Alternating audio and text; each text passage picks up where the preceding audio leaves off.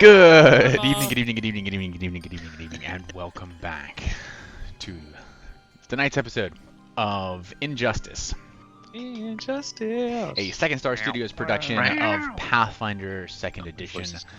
Thank you all for joining us once again. We've had a couple of weeks off due to various impositions, but we are back and ready to rejoin our incredible cast of players as they muddle through level 1 of Pathfinder 2nd Edition.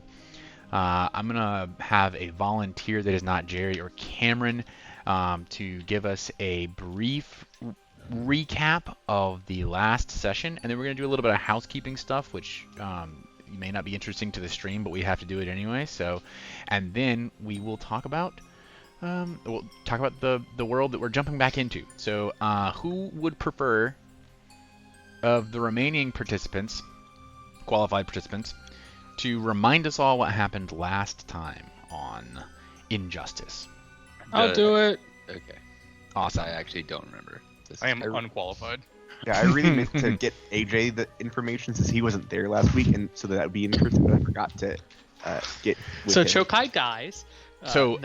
What's really cool is that these are recorded and posted online. You can watch them You at know, like 2 times speed. While I could do that, I also have crippling cripple. Debt? I have that. That's true. I've come here to have fun, Sid. I have I crippling see. upsetty spaghettis, and that's it. That's my excuse. Well, in that case, Jonathan, why don't you we'll need a little bit more than a brief cap. Elucidate for us. Actually, we're going to need a detailed cap. We didn't do much. Okay. We really didn't do much. So fortunately, you should be able to just reiterate the entire episode for us here really quickly. Yeah. Played Pathfinder for a few hours. Nice. I could have come up with that. Maybe I was qualified. Shit. So last time we played, we started off in the middle of combat. We found ourselves in the city of, I want to say, New Veonaya, something like that. Yeah, Veonaya is the I don't know why I'm talking to Will. Veonaya is the country. That's in the common tongue. That's New Veo. Veonaya. It just is it's the entire region here. It takes up the kind of this whole area around the Himemkara Mountains, the Frost Hand Mountains, all the way down to the Glasslands and all the way out to the Amethyst Wastes. Where you all are is a city located here called Vidrusari. Vidrusari, that's right. Mm-hmm. So we are in Vidrusari. We had been summoned by letters to come all meet. We found each other in various ways. We're at a bar, catching up, waiting for who we assumed, would have been Ganyan to bring us all together. Turned out to be a trap sprung by an octopus-legged man, but it was like robot legs. Mm-hmm. He had a little device that was detecting, we assumed, the use of our, I want to call them ordinances, vertices. Ordinances. Yeah, okay. I mean, That's not But, 100% inaccurate? Yeah, okay. Ended up fighting some mercenaries, which was absolutely easy. Right, guys? Right?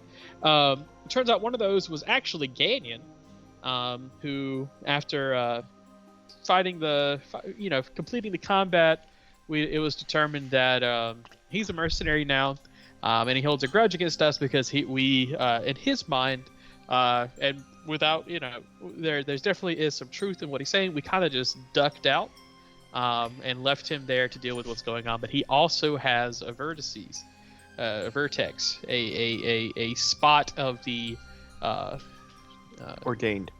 Of the ordained, of the god dead thing, of the vertex. Yes. of the cube god thing. The cube god. Um, That's right.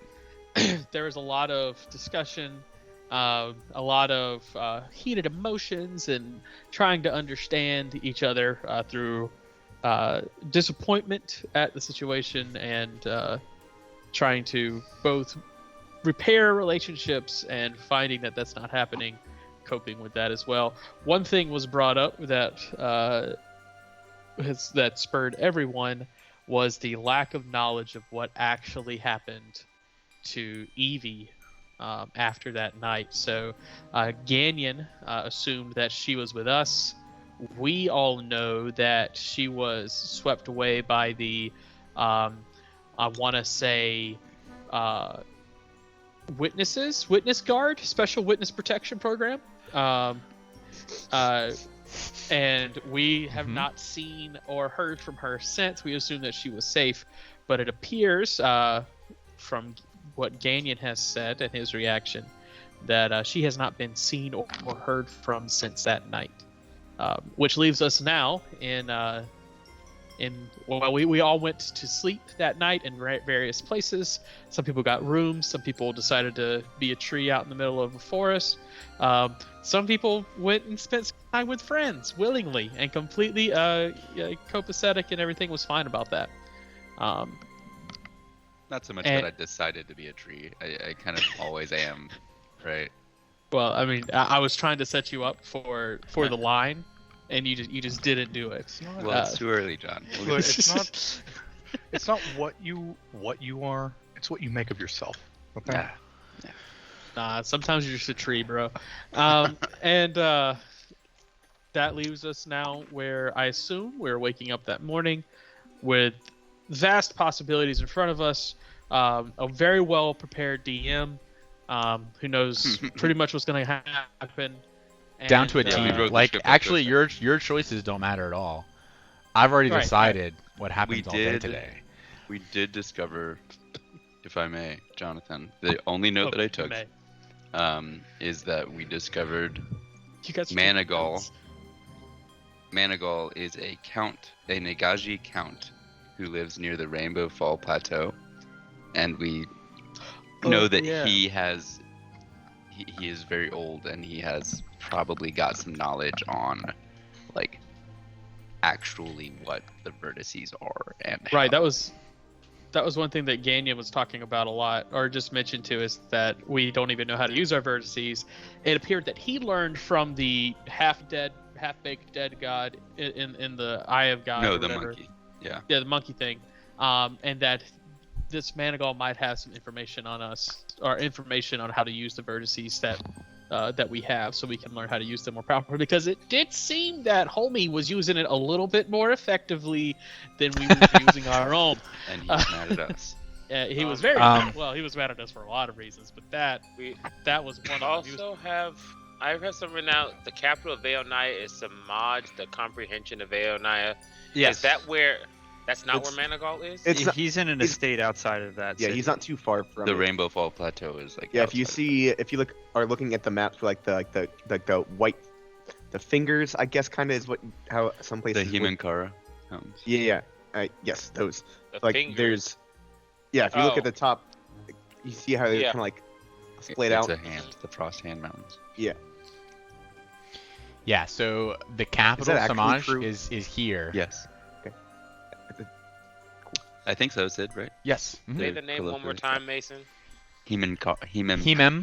The Rainbow Bridge. Oh, Rainbow Plateau. Fall Plateau. Rainbow Yeah, Fall. so actually Not you have to Rainbow zoom Bridge. in. You have to zoom in significantly. Heimdall. But so here would be Samaj. It is a city built out across the lake. It sprawls massively over these islands, because why not? When you have magic, you just build anywhere. And right here you can see there is a waterfall coming down from this spring. There's several. There's 3 waterfalls that come off of this highest plateau down to the next plateau, but this one in particular is the Rainbow Falls Plateau, because this fall comes down, and this is the plateau we're talking about, is this section right here. How did I just realize that you named this after a waterfall from like our Jones childhood? Yeah. Yeah. I don't know. I thought you would realize it immediately when I said it with those words the last time. No, you no. did. Um, So, It's a Jonathan, good one. excellent work on the recap. I will mention briefly that is a superb recap for 2 sessions ago. That's not at all what happened last session.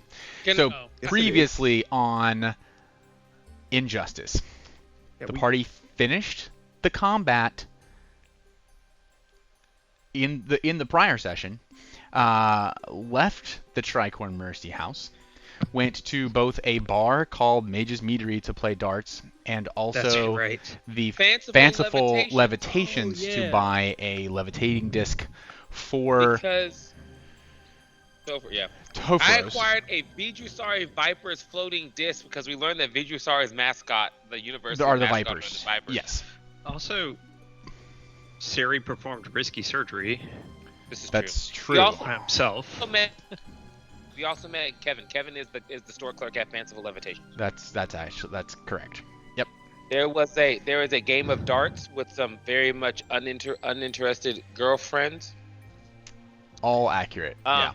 We tried lost. really hard to beat these people at darts, and I'm pretty sure that above table Sid just decided that we weren't going to win to begin with. But that's That's not beside the point. true. I That's rolled fine, the that's fine, dice. Sid, it's The fine. click-clack That's math fine, rocks uh-huh. were against you. Uh-huh. I don't. It's fine. It's okay. It's okay. We forgive you. It's just I don't know who we anyway. is. If I remove the potential for you to fail, the game is no longer a game. And we decided that we were going to go find Manigal before we did anything else. We decided that was our first goal objective. Yes, correct. So we awaken on the following morning, the 18th day. This would be Stars Day. Sweet. Do we click that little sleepy guy in the top left corner? Yes, you may. Yes, you may. Click that little sleepy guy. And then, Sid, are you going to go over the party page? I am. Yep. There's a party page. I There is a don't party know page, it's where my calendar I was is. not- Did you know where my calendar? I Oh, was here it is. not Great. actually present when this was going over, so I'm also interested. Awesome, yeah. So we're gonna briefly do that. This is just for those of you following along, watching later. Feel free to skip ahead. Well, of course, always feel free to skip ahead. Sometimes we're boring. But this is no. Hold up. Did you say, can I have my enter? My picture. Can I Picture. put my... Oh. or do you want us to set them So all at yeah. the same So time? to mention a couple things. 3 of you have character art now. I'm not gonna reveal them until I have 6 character arts. Okay. So it's Mason and Jerry. Jerry, and then probably Cameron has got his too. No, I started with the know. hardest ones to generate in AI because it took the most effort, and that would be the Oh, so gnome. AJ. Yes, the gnome, the tengu, and the plant. So hopefully the others will go more smoothly It's a because great AI title is book. good at making people-looking things. So we'll see. Can I request that at some point in this campaign we find a bookstore and we find a book of short stories called The Gnome, the Tengu, and the Plant? Sure, that's sounds good. completely That's for reasonable. next campaign. Not the gnome, the tengu, and the leshy. No, No, it's a real-ass plant. Don't get it twisted. All right, so Jerry, be the today. author Like we're just you gonna wanna see get in the world. Mason like a bunch of chia pets for Christmas this year. Canon. All right. No, actually, everybody get on Amazon right now and order 1 chia pet. Have it Act delivered like to I Mason's already house. have it. I need you to calm down. All right. So today is actually Hell's Day. It's the last hell. Hell's Day. Tomorrow will be Heaven's Day, which is the first day of the week. It's a non-work day as well. That would be like Fantasy Sunday. But so today is Fantasy Saturday. Hell's Day in Siren of 3023. As you all awaken the following morning, some of you having gone to an inn where you might have stayed, some of you holing up in Vesrin's small little apartment.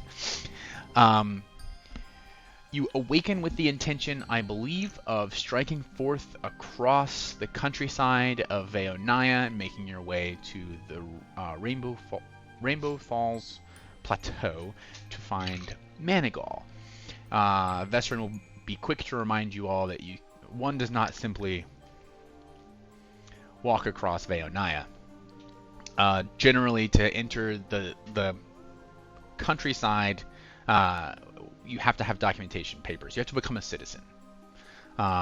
It can be done without taking that step, but that becomes more and more risky the closer you get to the actual like capital and all the inner cities of Veonia. It's easy to get away with out in like the Southlands, the Sahara, but when you start approaching the plateaus, you have a really hard time if you're not officially citizens. So, fortunately, becoming a citizen is not difficult. However, every citizen is assigned a rank, and that rank determines basically your status in the country. You can re-rank. You can go back and take the ranking test again once per year, anytime you'd like. There is a 5 gold fee to take the test, and it will re-evaluate your rank if you've increased your status, if your potency or efficacy or knowledge is greater. So that might be something that you guys are trying to do before you venture further into Veonia, or you might try and wing it. That's I don't make the rules here. I don't decide what the players do here. Let me read. Different. What determines how much gold we have? You should all have a level 1's worth of gold, generally speaking. You're a level One thing I did not write down is where. Our total wealth was I think it's a total of. Here's 25. an idea. Let's talk I about. have 9 gold pieces. Your total wealth should add up with coins and wealth should add up to about 25. I think that's what we Okay, decided on, because mine is 0. That is correct. currently. Well, I got 15. including you had to buy out of this, but it was 15. Yeah, you have to is buy what any it starts with, gear out and then of I your think it gave gold. us 10 additional.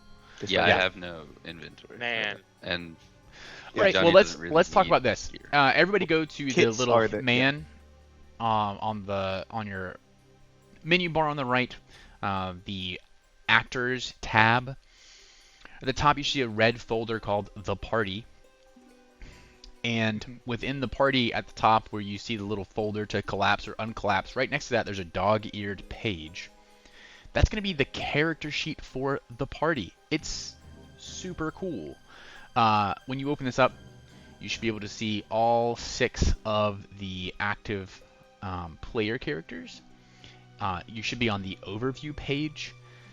You can click through at the top between party languages, party skills, and recall knowledge efficiencies, so you can kind of see who amongst you is going to be the best at any given skill, so you can try and position yourselves to take those skill checks with the greatest chance of success. You can look at everybody's health pools, everybody's armor classes, everybody's perception scores all the way down. And on the right, you can see everyone's hero points. With Kai, you should have 1 more hero point because you start every session with 1. If you go to the top in the middle, the very top in the middle, there's 3 sections here. Exploration. We haven't really done any of this yet, but we will probably soon here. This is going to be if you have an activity that you're performing while you guys are traveling overland. Like when we're taking turns by the hour, per se. And you're either tracking something or, riding in a cart and studying your spell book, or you're on the lookout for something in particular. These are kind of activities that you can do while you're traveling. And then all the way to the right, there is an option here for the stash. If you click on the stash, you'll be able to see everybody's overall wealth on the left-hand side and how much they're carrying, if they're getting close to like their carry capacity or what have you. And then you can also temporarily store stuff here to trade between one another. So you can drag stuff off your character sheet and drop it into the stash, and then someone else can drag it off of the stash and into their own character sheet. If you guys are trading goods and items between one another, you can't. It's not technically allowed to just carry items in here because then the weight isn't being accounted by any one Person. character. Yeah, but if you guys at some point have a base of operations or like a hideout of some kind, and you have stuff you don't want to just like carry around with you, you could definitely store that here in the stash. And then any kind of party gold that you want to be available to everyone, anything you're going to split, you can store that here because money in Pathfinder 2nd Edition is weightless. Just suspend your reality for us there for just a minute, otherwise it would be super frustrating to play the game. So, all that to say, So those are the... Sorry, go ahead. How much gold am I supposed to start with? Because I'm the only person who has less than me is Kijani.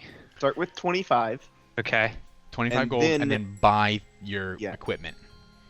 What I would suggest is looking up like a wizard kit, There is a And- wizard kit. Yeah, yeah, it comes taking like kind that- of pre... and you instead of trying to piece out what you need, I would just buy the kit for your class, and you're probably fine. Unless you do not have a kit because they didn't make one. Yeah, some classes don't have a kit. Okay. Okay.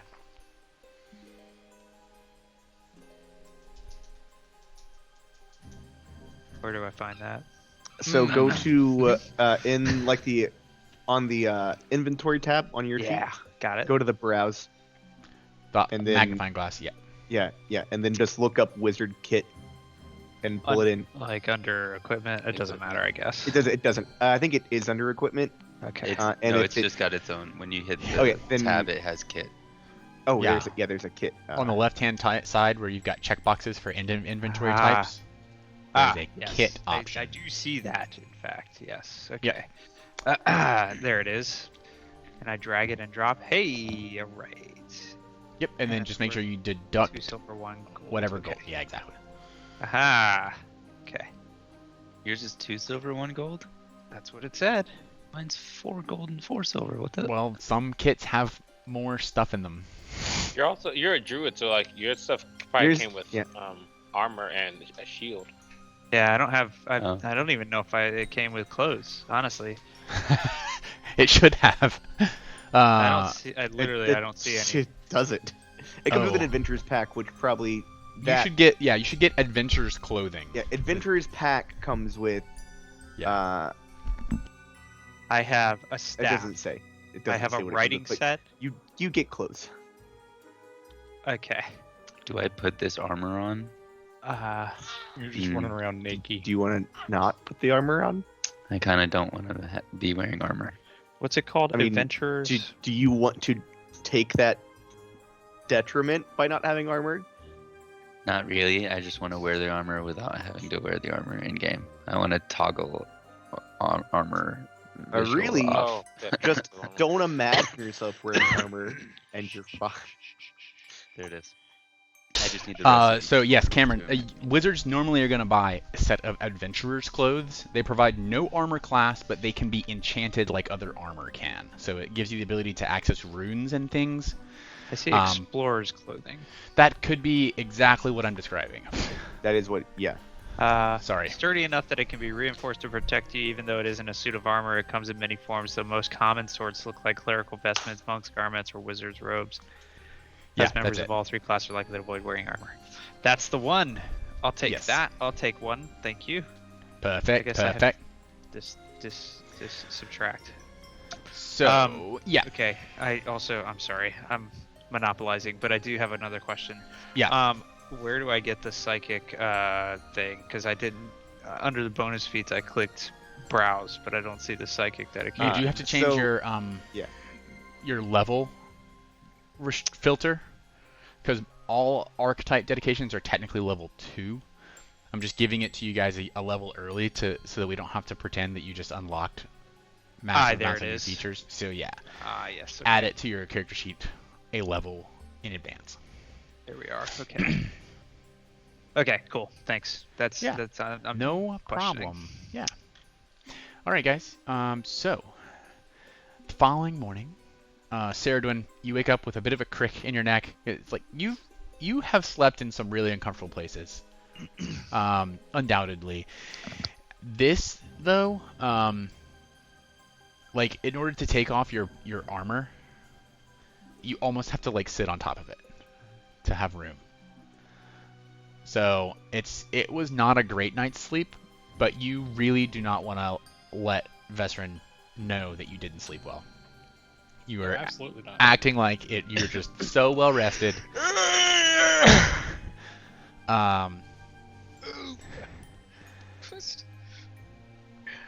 Vesrin, you do have a small window in your apartment here, and the sun is streaming in past some like thin paper blinds that you have. They've got like a fancy design painted on them. But it is around 7 o'clock in the morning. Hours. So, I assume that you guys are... I'm sorry, I have to turn this fan off because my neighbor smokes.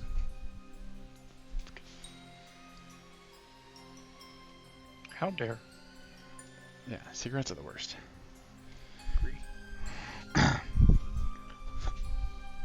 Don't smoke, kids. Yeah. Yeah. Okay. So it's around 7 o'clock in the morning, as you and Saradwin begin to awaken for the day.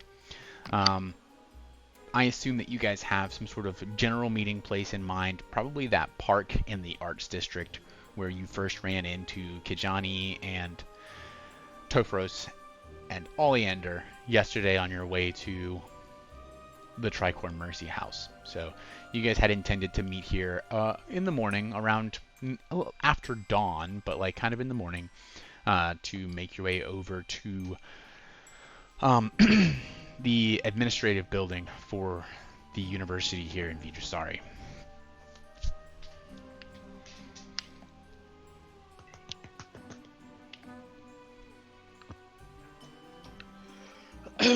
So- Now- And the inn are also making their way that way. Yes. Yeah. I'm assuming that we are all now, everybody is like generally awake and moving towards that location. We can actually skip ahead to everyone walking into the park.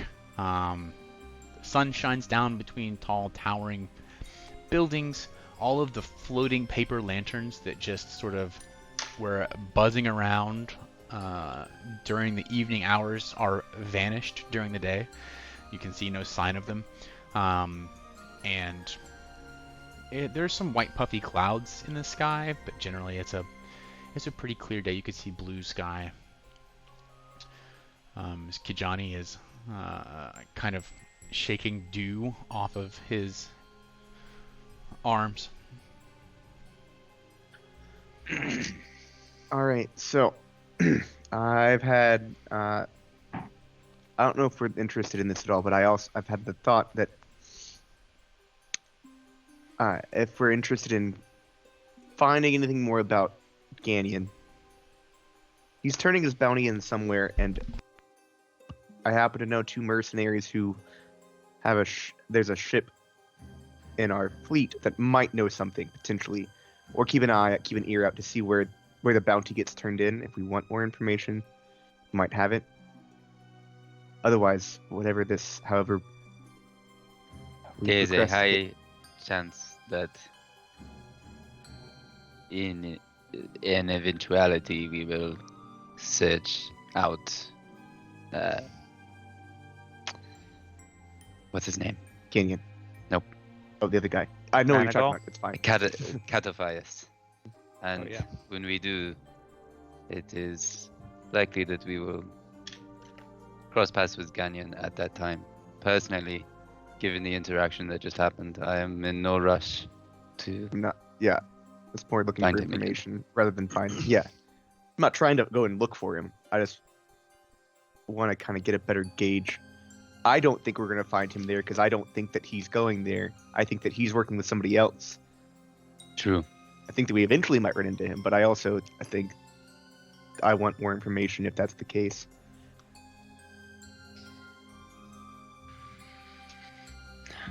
I mean, information gathering can never be a bad thing if it will not take too long. I am also assuming that at some point we will have to pass this citizenry test. Yeah. Not looking too much forward to that, but that's Oh, it's not so bad. Oh, I'm gonna do so well. okay. Question: Did you took this citizenship test when you first arrived at Vilna? Yes, that's correct. In fact, Cool. I might retake it. So you did this prior to studying magic. Yes, that's right.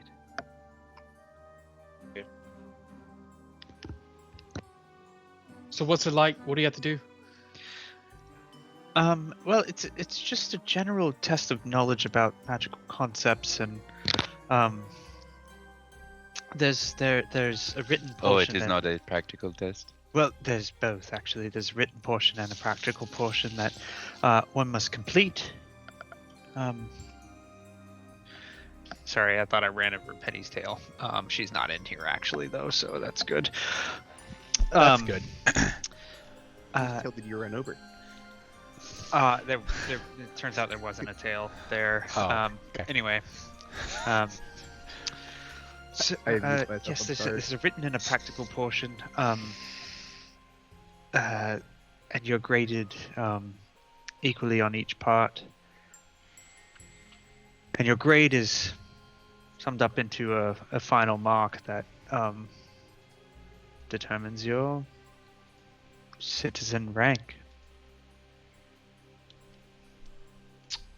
Indeed, as a veteran with a thought can turn on her emblem to indicate her rank within Veonian society. I believe it's a 27? That sounds right. I'm sure I have it written down here somewhere. I'll just check level 27. For reference, there's no theoretical cap on how high your rank could be. However, 23. 23. Okay. There's no theoretical cap. However, you have seen most of the professors at the university have high 60 ranks. And so the local governor of Vidrusari has a rank of 72. So that's just a general idea. It's a pure meritocracy. It is. It takes. That's why. Well, so Vidrusari specifically works a little bit differently because anyone can live here. Anyone can do business here. There's much more of a capitalist oligarchy sort of situation going on in Vidrusari. There is dynastic wealth and power. There's a lot of crime, but it's also one of the only places that tourists can visit Veonia.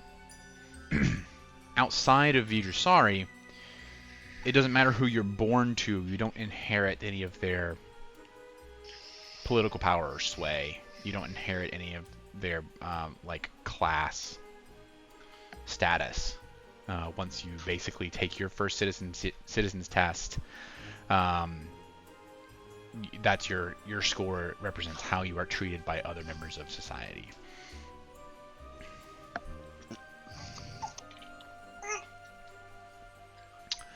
Sorry. You're fine. So, as you all gather in the Arts District of Vidrusari, at the park here overlooking a pond, as you observe a little more closely, you can see that floating above the pond, just outside of the water, are these beautiful glass koi fish that appear to just swim around, come just floating over the air. And if you look into the pond, it's crystal clear turquoise water. There are actually ducks, glass ducks, swimming around underneath the water. It's sort of a artistic inversion. None of them are organic; they're all illusionary. But it's like an art installment. Probably a local university student made it or something. That's not how ducks swim. Oh, That is not how ducks swim. it's a cormorant or some shit. Okay, so Yeah. Sounds like we have something of a plan, which is nice, I suppose. We can go to the mercenaries and see if we can find more information, and then head to do our exams. It is probably wise not to spend too much more time in Vitusari, given that at least one person, although incapacitated, knows that we are all here. I'd like to help the rest of the group study for at least the written portion. Obviously, the practical portion might be outside of the capabilities of some of the party, but Yeah. I might be able to give them some answers to the written portion. How long would you like to spend doing that, and how many of you are interested in taking private lessons from Vestren before heading to the university? Yeah, Kijani will just kind of like look through Sarah's whatever will notes that earnestly you have. try. Yeah, Yeah. I am proficient in Arcana. Okay. Oh, I don't even know if I am. I have a plus Oh, 2. Okay. In Very that good case, question. I'm Billiam. trained in Arcana. I am that's the trained word. in Arcana, yeah. I have a plus 3. Vestren, I'm going to ask you to roll for me a blind recall knowledge Arcana check. Blind Arcana check I am- for me. I am in on this, by the way. Before I would any also like rolls to get are- lessons. Okay. What? Sorry, what I need to roll an Arcana check? That's right. Okay. Blind GM roll. That's all. That all looks good. Okay, roll. Okay. That is a success, and as such, I think I recall.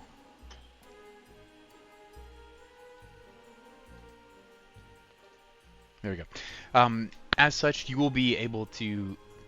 Everyone else who takes this check later in the game will be able to add a +1 to their score. As you successfully aided them in this portion of it. Great. +1. Thanks, I'll say this Vestren. again, just because we're new to Pathfinder. Every +1 matters in Pathfinder because it's a floating window of success is in 4 degrees of success. Critical success, failure, and critical failure. So a +1 is like a 10% chance to be in that next bracket effectively. Unless they already roll excellently, and then it doesn't. I'm So- not gonna roll excellent. Are you going to first travel down to the docks and look for like the bounty office, or are you Oh, okay. going to? It's likely Tovaros and Oleander, you would know this for sure. Probably Kai and Kijani as well from your limited time on the ships, but there's a bounty office at port Okay, cool. I didn't where realize like that. he can claim that bounty, and basically the way it works is the same way that old school like postal systems used to work. Mhm. He turns it into that office. That office pays him almost the full bounty, like 90% of it, and they take the mark, the body, the proof, and they go take it to wherever the bounty was commissioned, and they get paid in full, and they earn about 10% or whatever. Cool. My thought was to go to the Alabaster Fleet ship because I didn't realize there was a bounty office. But I also think that I still might think to go there because I don't have like any sway with. I don't know how to convince them to give me information other than just trick them into giving me information. Sure. Which is a possibility. But I was thinking of using like going to the ship that I let's call it the Pallid Gale. Cause The Mithril Mirror. no, that's not my ship's not the one. We remember we We both had to get on a different one to get here. yeah. So that's the That's right. That's right. Yeah, that's the kind of white name, white color name, and another thing that the All right. Alabaster Fleet seems to go with. So it's the Pallid Gale. I was looking to go to the ship and like ask like, hey, have you heard any, like see if he heard anything? You could certainly do that. If you'd like to take the time to do that, you can also visit the bounty office. That's up to you guys. I'm waiting for you to tell me kind of what's your how are you spending your morning? I think we should do that first and then go study. Just Okay. to get that out of the way, because I don't think we're gonna get any immediate leads from this, but good to just have it get done. Yeah, go ahead and roll a diplomacy check for me to gather information. Unless you have something that allows you to roll something else, or you can convince me that another skill would be relevant in this case to gather information. No, that's fine. Okay. Can I take the help action? Are you trained in diplomacy? I am. You may. I'm not. But remember that if you If you critically roll fail poorly, on right. the help check, you will impose a -1 to the person who is attempting it, and if you succeed, you will impose a +1. I think that help is aid is a trained action too. Yeah, you have to be Yeah. trained. Yeah, in the I'm skill. not, Yeah. but so Yes. Vestron could.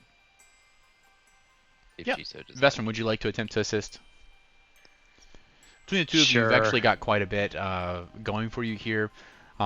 Oleander has actually been a bounty hunter for some time, or at least been around a lot of bounty hunters, and Vestron has been in Vijusari for a long time. So collectively, you two could probably get the most information. If we go ahead and roll that check for me, Vess.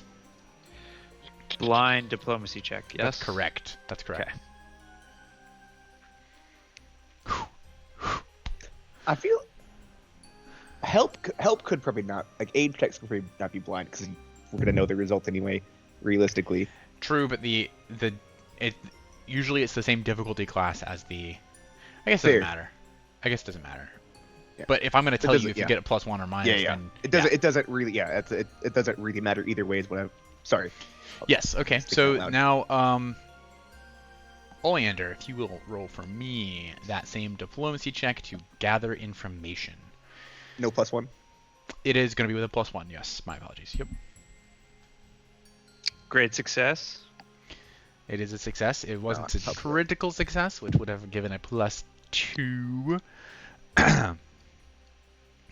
All right. As you head down to the bounty office, speak with the people on the Pallid Gale. You don't know a lot of these mercenaries incredibly well. You've like crossed paths a couple times. None of how's it them going, seem super familiar with this particular bounty. You head down to the bounty office and you can see a posted wanted flyer for Mananon that's kind of under some other pages that are like stacked up, and it seems like it hasn't been touched in a while, but you do see that like it's got a great big red mark across the front of it, and then if you look closely, it says, it's written underneath there, it says claimed. Aside from that, you're not able to get any information. The person at the bounty office desk doesn't seem to know too much about it. He says he's pretty sure that the bounty was claimed last night, late in the evening, and that the bounty itself, the person, Mananon, has already been shipped up and sent out. Who put the bounty out for him? So the bounty was officially sponsored by this country.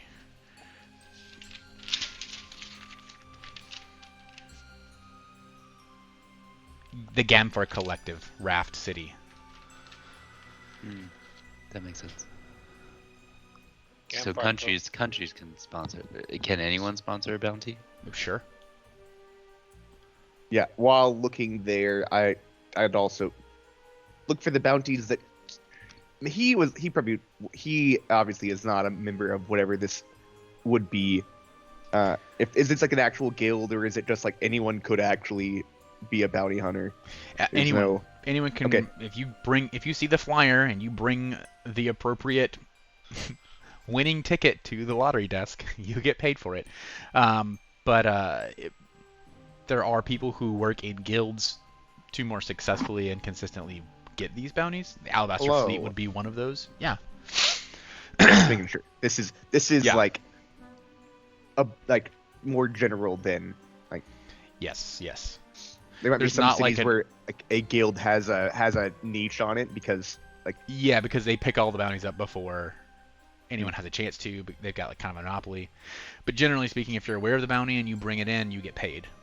Again, if you There's were not one like looking for like say 1, 2, 3, 4, 5, 6 missing kids. after doing a quick investigation, you don't see anything referring to the disorderlies yourselves, and that seems right because you guys have been traveling the world with relative impunity for a while. As we spoke about, I think 2 sessions ago, it's likely that the kinds of bounties that would mark you 6 are in more nefarious circles. Yeah, that's what I figured. Yeah. But yeah, I mean, technically, Ganyan could have probably taken Mananon all the way back to the Gamfer Collective and gotten his full piece without paying a middleman. But it's worth it in the cost of travel for him to turn it in here. And this might have been like one of the only like at a certain like oh well like 10% of this is actually like maybe I do take him.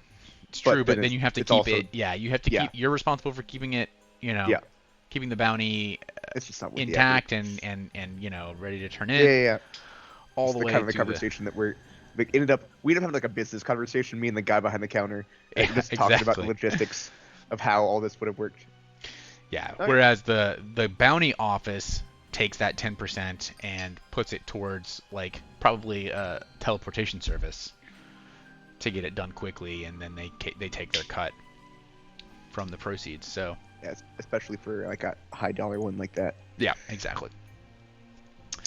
So, after having discovered not too much helpful, you all head back to the main library at the University of Vitrasari.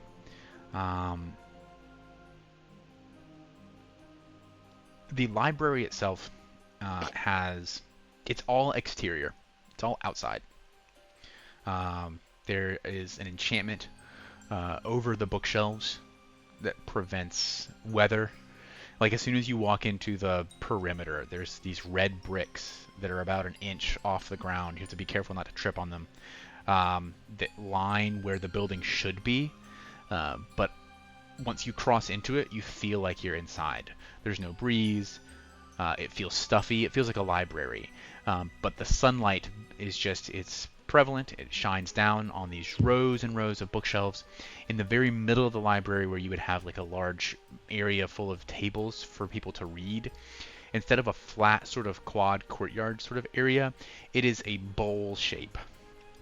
And you can see that the bowl has like these hexagons on the inside that are flat, lining it, like a steel drum kind of.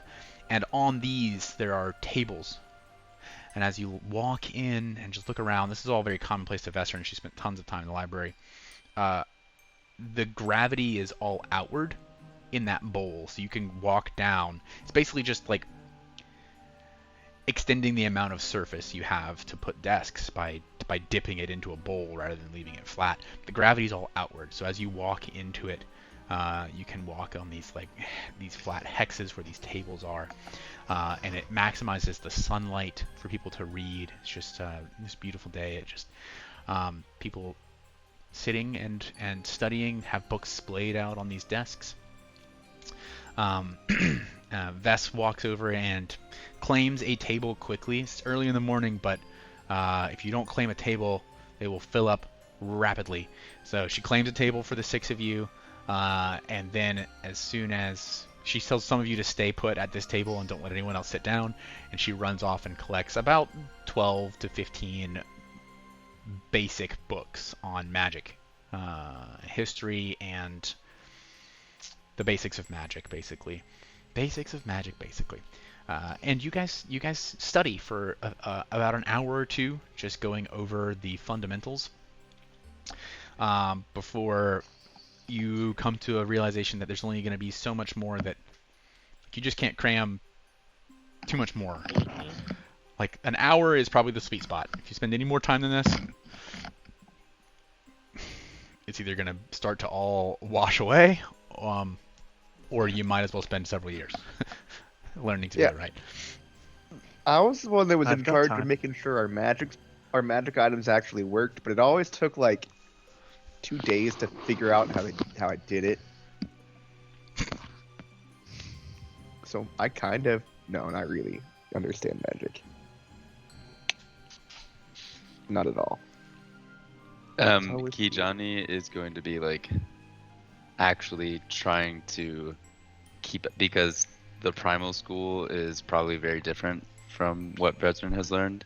Mm-hmm. So trying to apply actual like knowledge that he got from the elves and things to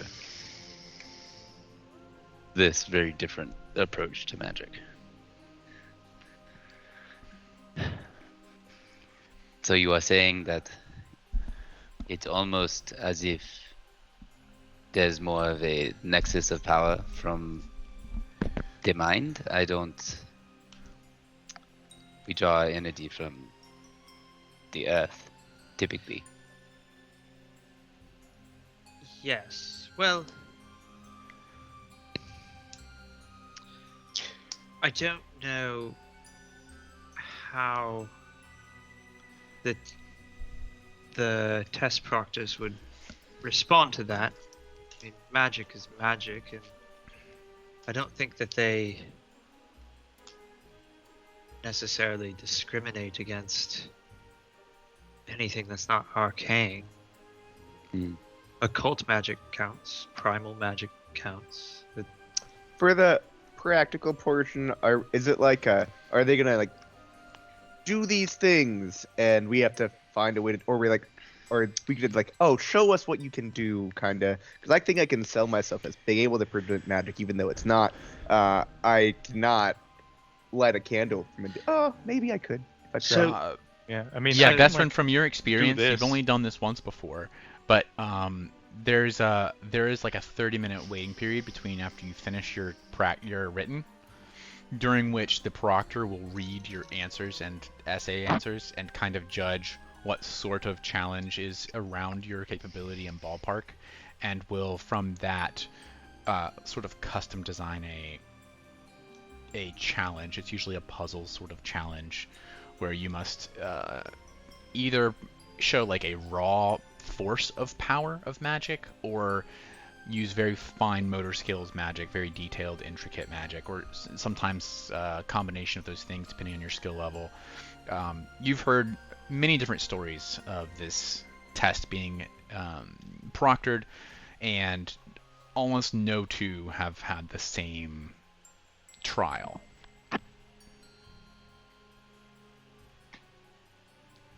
yes. It could be literally anything. Yes, but the good news is that these proctors are very skilled at getting to the heart of your ability.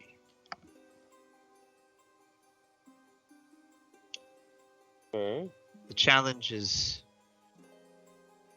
difficult but fair, based on what you've demonstrated in your written responses. So are they trying to help us succeed, or just Well, test what we say we know? no. Well, no. It's so. He's like, I can't do magic. So they're not. It isn't like they don't walk in the room and say cast light. That's your test. So it will be something more esoteric, I guess. They'll walk in the room and say, you need to read this panel which is 20 feet away from you, or let's say, I don't know, 50 feet away from you, in a completely dark room. And there are hundreds of ways you could achieve that, one of which would be casting light. It's really a test of problem solving for which magic is almost universally necessary, but a healthy helping of wit would also be useful. I guess if I fail, am I like, there's no getting in? Like, what? I don't. maybe I don't understand that part. Well, it's not really a failure. Well, I Certainly mean, there. if you can't do the task, Sure, but you have the arcane knowledge provided on the written portion. You'll have a score. It might be 1, but you'll have a score. well, if a 1 is good enough to get me in the door, then Ones are citizens. Wow. Above table. Yeah. That was a She's been living here for very- 10 years. Wow, that's a way of saying that. Go ahead. Okay, sorry. Like, What? Since two, It's ladies just, and gentlemen. like, it's not the way Cameron said it. Unfortunately. It's the way that I imagined Bestrin saying it. Ones are people The too. joke, like, ones are citizens. Like, Oh, there's one's advocates. Yeah. Vess, you have never seen anyone with a score of 1. Because they don't show their faces in towns. Yeah, they just don't they show just their don't emblem. show their Well- score if they. They tend not to be employed by the university. That's all. I would. such a PC way of saying that. Sorry. I mean, And Vesron, you two know from your 1 or 2 trips into the mainland, that within the nation of Veonia, you're expected to keep your glyph visible basically at all times while in public.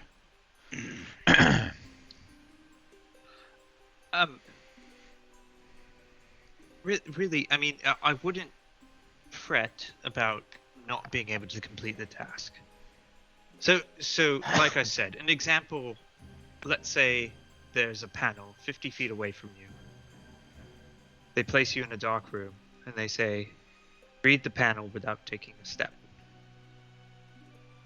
You could teleport and cast light, be able to read the panel. You could Can you have... teleport? No, I can't, but Why then? Why would you? Oh my god. someone might be able to. I can run really fast. He was Does just that saying count? it's a Example. possibility. Is Worth, it? worth noting, Vess, as well, that you recall, and it might be important to bring up now, that you'll need 5 gold to take the test. That covers. It's just like it's a fee to become a citizen.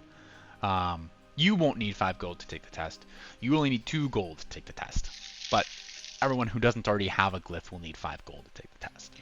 Oh, it's 2 gold to retake, but 5 gold to take for the first time. Yes, I correct. see. So something that might be important was that on your test? Because if so, I might need to prepare different spells before. No, that wasn't my particular you test. That teleport? is far too advanced. Can you teleport? Can I teleport? I mean, theoretically, sure, but not right now. Right. So, it is. I believe it is safe to say that that Seri and Ijani will probably not have much of an issue.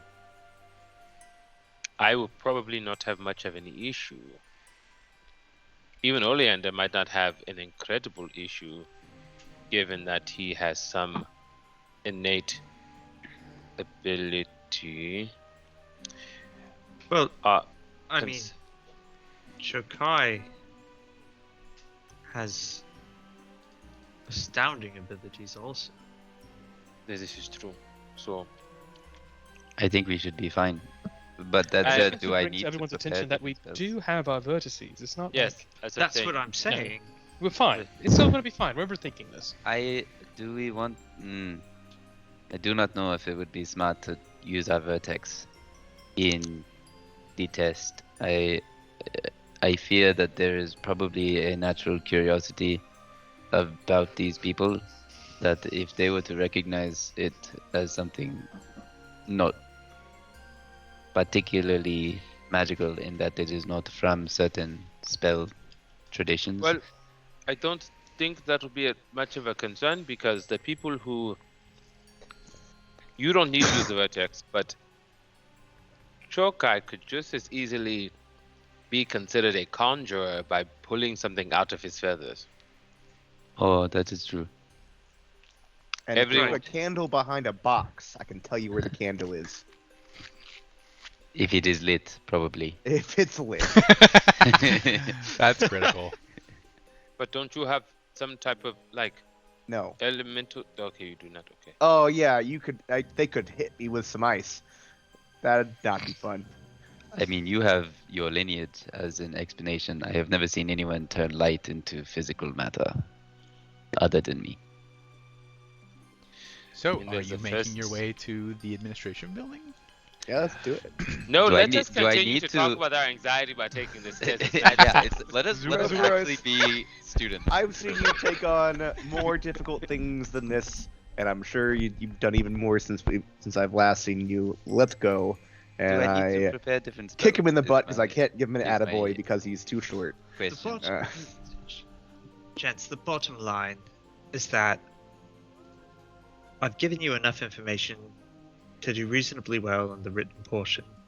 You will walk out of this test as citizens. That is fair. We I do mean- not need to be high ranked. That's the This- point. This is true. I mean, Vesserin did in fact become a citizen as a.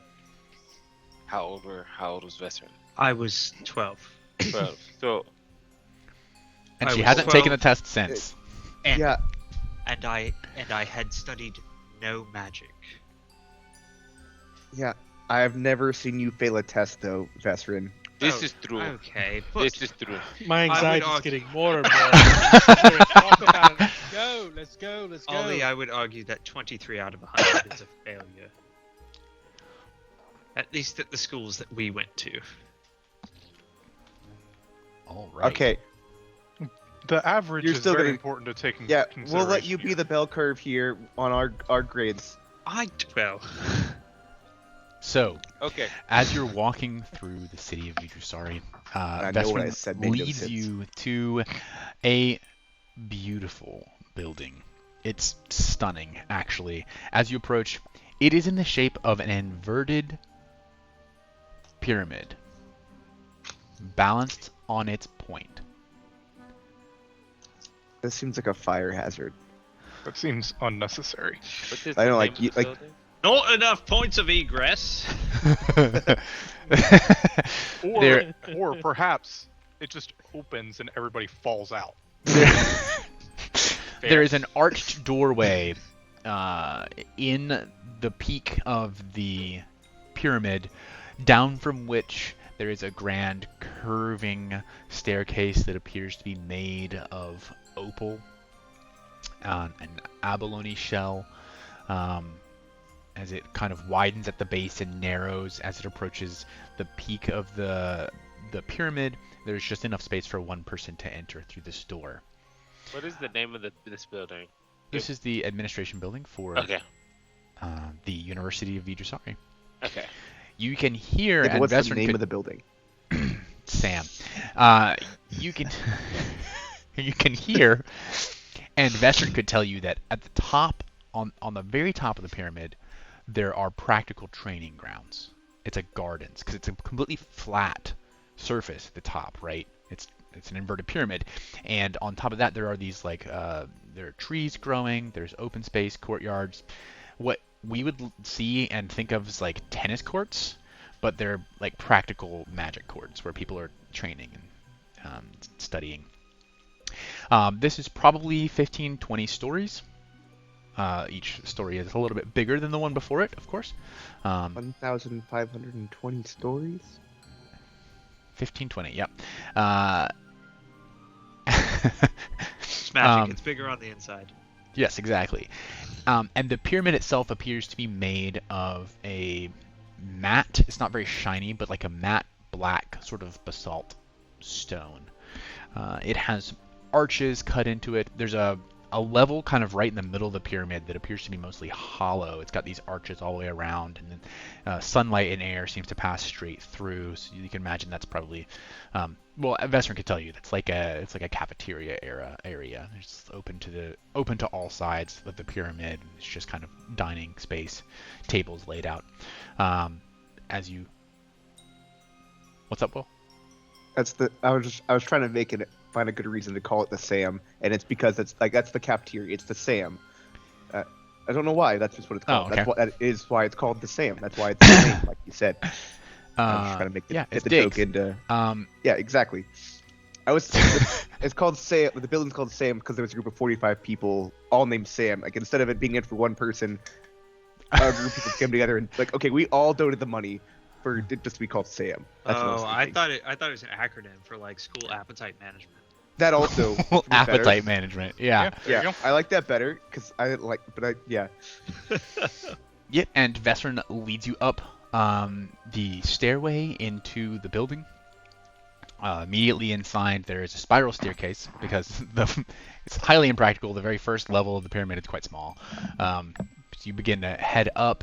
You eventually reach a reception desk, behind which there is a wizened, elderly halfling woman with kind of bluish gray hair in buns on the side of her head. And she looks up at each of you. You indicate that you're here to take the citizenry tests, and she will get you signed up for a time slot and collect your fees at this time. I need to know what names you're all going by. I will go as Vesper and Quinn. Gwen? Quinn. Oh, you're going by your actual name. Well, I'm a student enrolled here. I It's- assumed that when you got here, you probably didn't go by your actual name, considering that you're You were a hiding. fugitive. Oh. I'm kind of throwing this on you, but you should have done this 10 years ago. Fuck. No, that's not my name. F-U-Q. Nope, that's That's my from name. fuck. No Just a moment. body. Hold, please. Yeah, of course. Anyone want to jump in Um, with an alias that I- you're going to be known as in Veonaya? yeah, Kizani is Kiki Longroot. Anders Nightingale. Yeah. Thank you. All right. Still a bird name too. I am Narcisco Antonov. Thank you, random generator. Yes. Yes, you are. That's exactly. Relatable. Yeah. Sarah gets up and like I imagine like they're like, here's us. Wasn't planning on saying a name that was fake until Oleander goes first, and that's like, and then like, oh, We should use a fake name. We should use our hero names. I'm Spider-Man. I am Hyacinth Bouquet, spelled B-U-C-K-E-T. I'm sorry? Get. Okay. Sure Alright. are. B-U... Alright. I'm sorry, one more time for me? B-U-C-K-E-T. Oh, right. Hyacinth Bouquet. That's not an obvious fake name or anything. Vesrin. All right. Missing two. Kai and Topharos. Rosto Rickshar. Let's go rickshaw.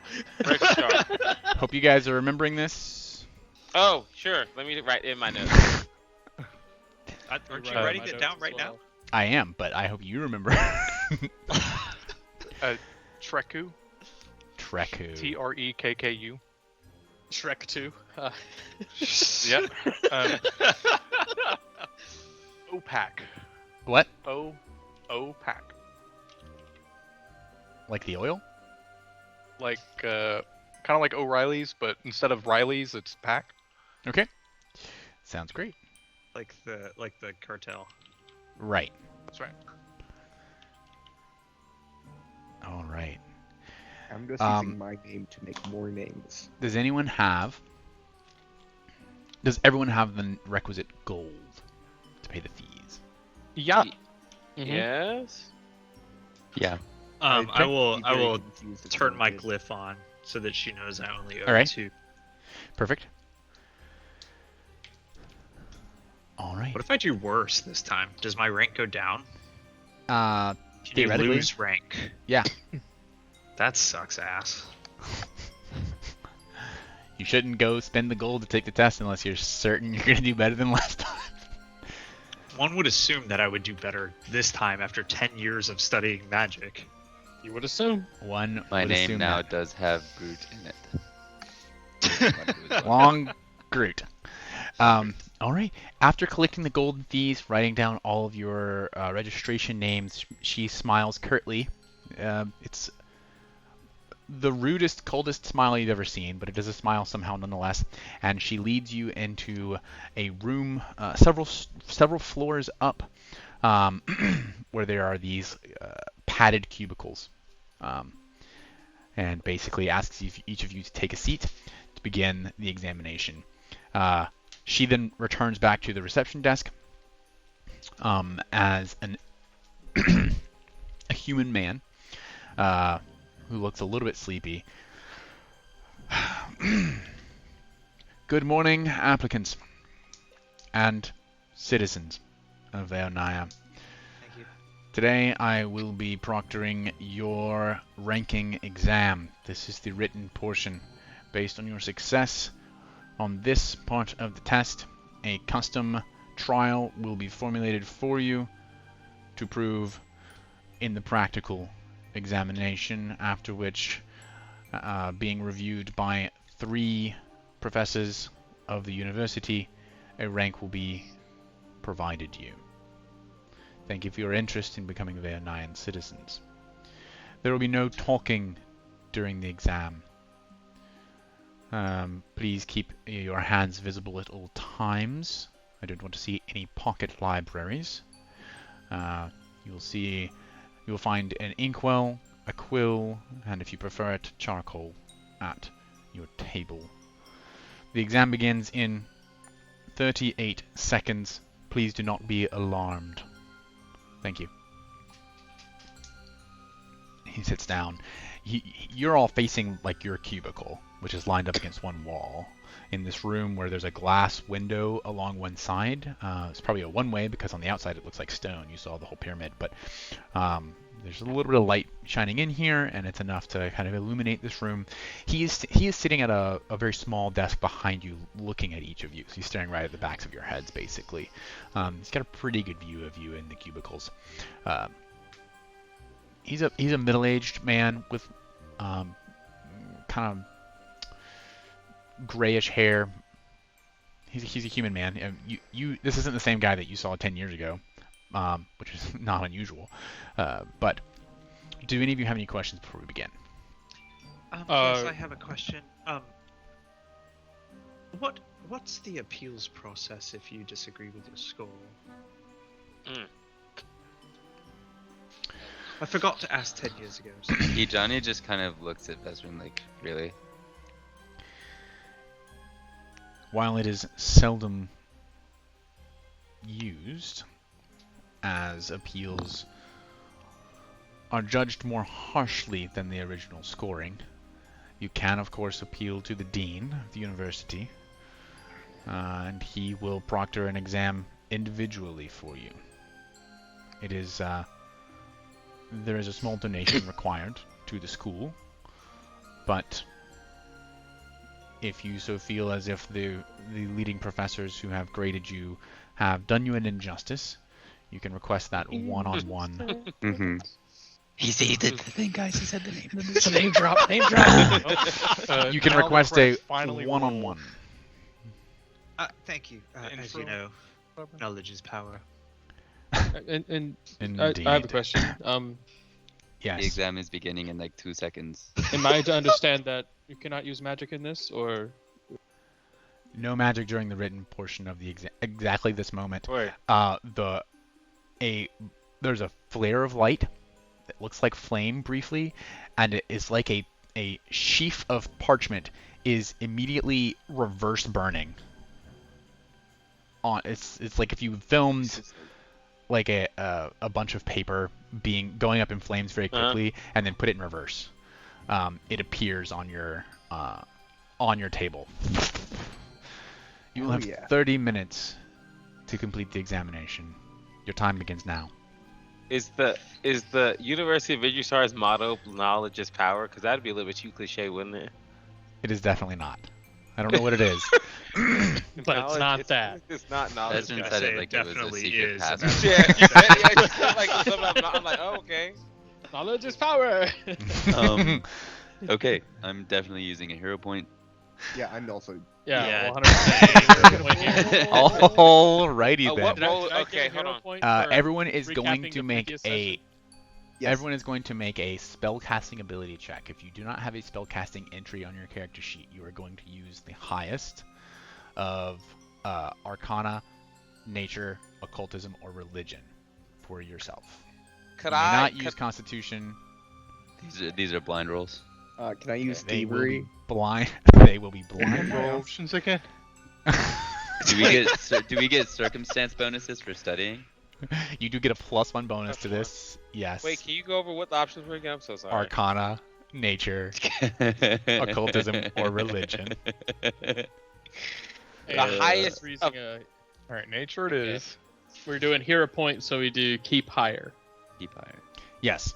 And If you're blind. using your hero point, you're going to keep higher and it will be blind. That is correct. Okay, And then sorry, I Uh, have circumstance. okay. battery in my ear set. Did it what roll are the 2 for me? options?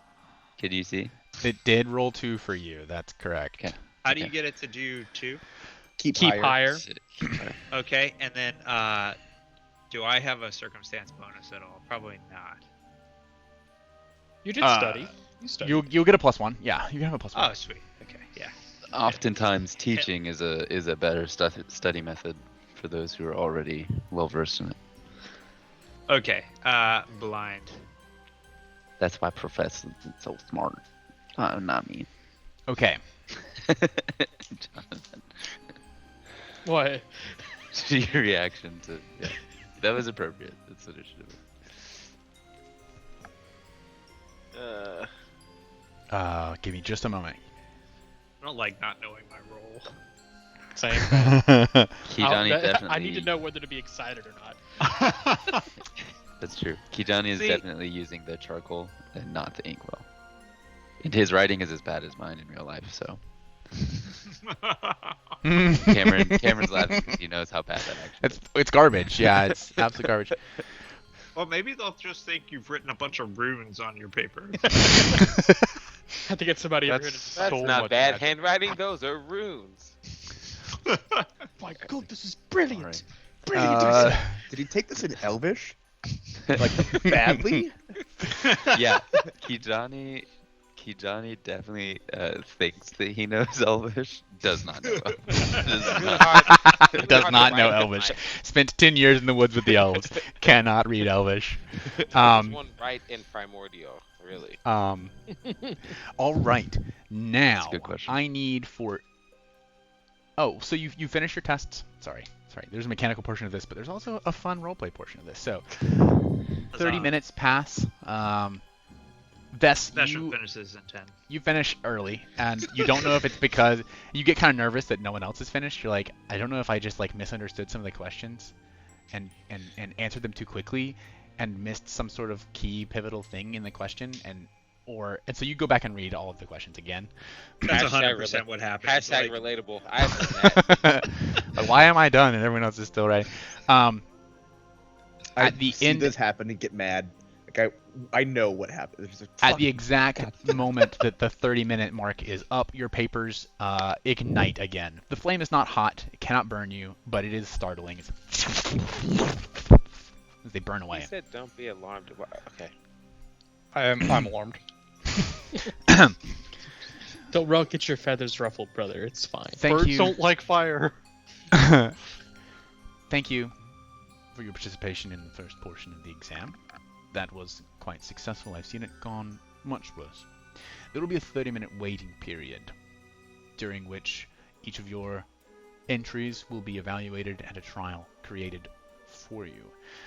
I recommend perhaps visiting the cafe on floor 12. Kijani runs up to the proctor and holds out his hand for a high five. He's like, "You did really well today. Don't forget, validation's important."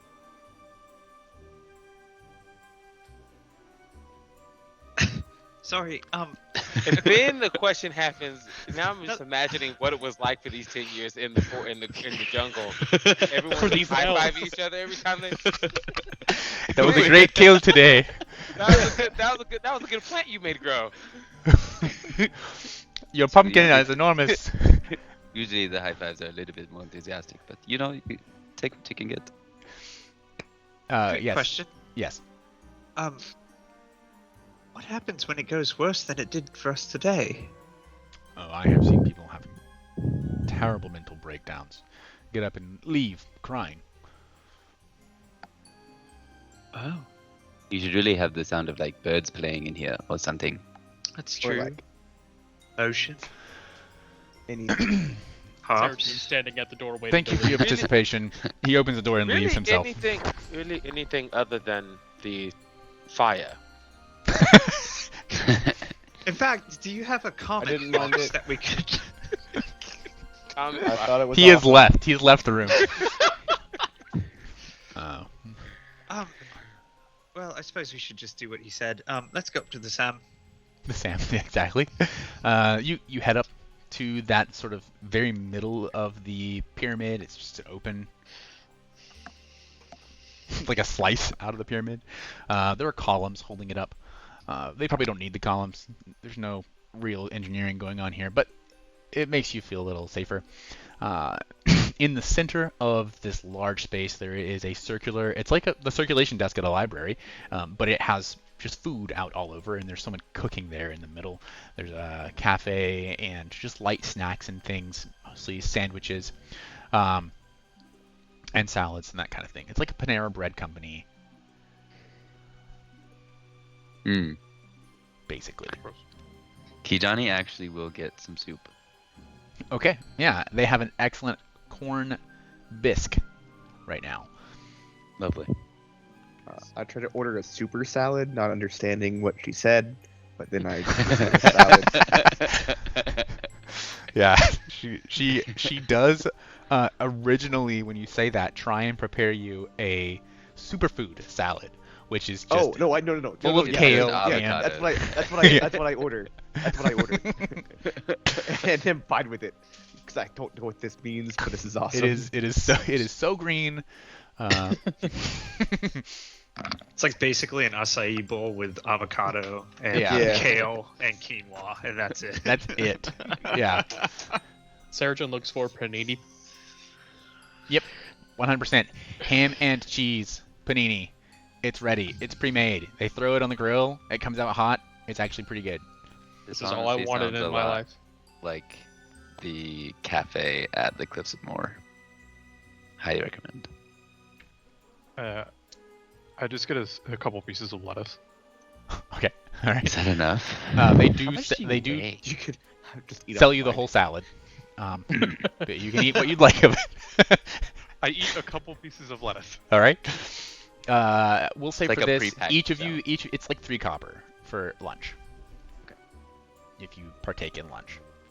Hey, I'm about to be broke, yo. Make sure you keep up with your funds, cause 3 copper. I'm gonna take away that 5 gold that I didn't a minute ago. yeah, me too. Insufficient coins? Are you stupid?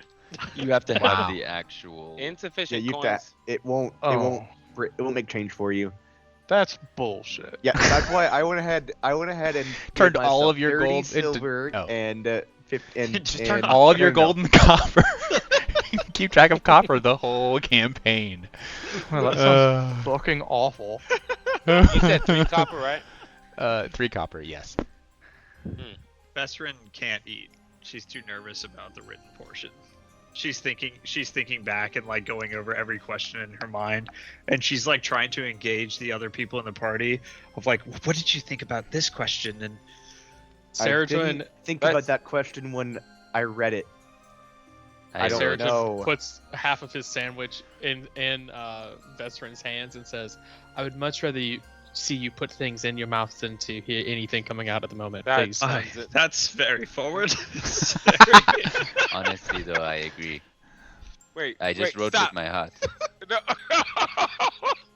Wait, stop. Okay. The string of words was not supposed to go in that order. Oh, I think they were. Jerry, I Um. think that was the point. As you all enjoy, it's a sunny day. You do see birds flying around. It's an excellent view of the rest of the city from here. Just peering out over the slate terracotta combination of all these different kinds of roofs. And you can see very distantly the harbor and the main masts of the ships moored there. After about 30 minutes, it's not right on the nose, a runner comes to collect you, basically. This is a young dwarvish woman who finds you. She's looking all over in the cafe. She comes up. Oh, yeah, you're hard to find. You should have had a little sign or something. Most people come back to the waiting room when they're done eating. But, they're ready for you downstairs. I can show you the way. Wonderful. Right on. Lead on. And indeed she does. Leads you down to what is effectively a small waiting room. It has cushions on a floor and a low table where you could sit around this table. It's like a coffee table, but it's meant to be like sat at. There's cushions all around it. There are incense censers hanging from the ceiling. They aren't lit at the moment, but there is still this kind of lingering scent of incense. There are curtains that are just draped along the ceiling to kind of soften the lines of the room. The room has an entrance from the hallway where you guys come in, and then there's also another door at the far end of the room. If you'll just wait here, you'll be called in one at a time. Good luck! Thank you. You too. Thank you. At whatever it is you're doing right now. She leaves. Okay. I'm sure that she has a task at hand. Why not spread it's a two-way street? A couple moments You pass. see, You're very positive. The I was door going to say opens. the same thing. Much more positive than you were yesterday, Kijan. Oh, I'm A- just realistic. A Venara gentleman with blonde goldish hair, a monkey folk, blonde goldish hair, bright piercing blue eyes, wearing deep purple robes. Super Saiyan. Exactly. Wearing deep blue robes, leans out of the door. Past him you can see what appears to be a bridge. This is probably a Demiplane infinite space. Or illusory, you're not sure. Kiki Longroot, Yes. we are ready for you, if you would please. I will. Thank you. As you enter, he closes the door Sounds behind you. You're standing on a platform. All around you, it appears as if you're standing in space above the clouds. Hmm. Could be an illusion. There is a long bridge of tiles that goes out to another larger sort of training ground area. He walks across it, leading you over. At the far side, there is a palanquin with sheer curtains hanging down. It's like when you get to the end of a trial in Breath of the Wild, and it's like the sort of pagoda situation. Oh, yeah. Uh-huh. And you can see two obscured figures within. Sorry, three obscured figures within. Hello. You get no response. In front of you, on the training ground, there is a shallow pool of water. Let me find you. I have so many character sheets pulled up. Where are you? Kijani.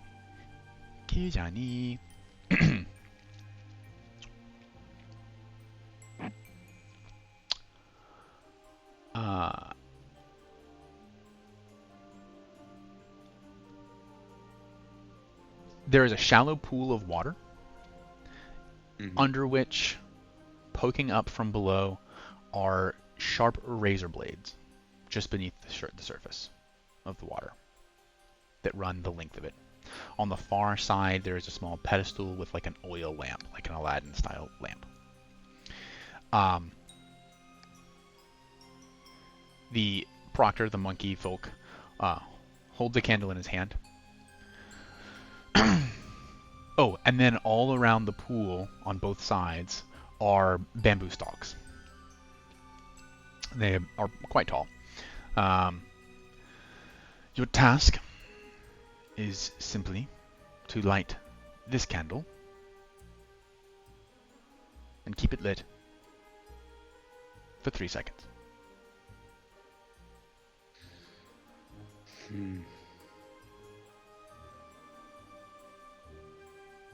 Okay. And you are going to continue to hold the candle? Right, okay. Kijani uses ignition. He counters it. Yeah, that's what I thought. Not very nice. I'm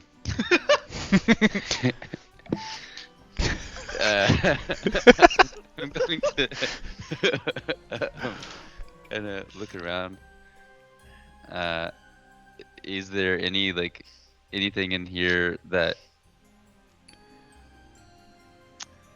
Okay. Put a palm over his head.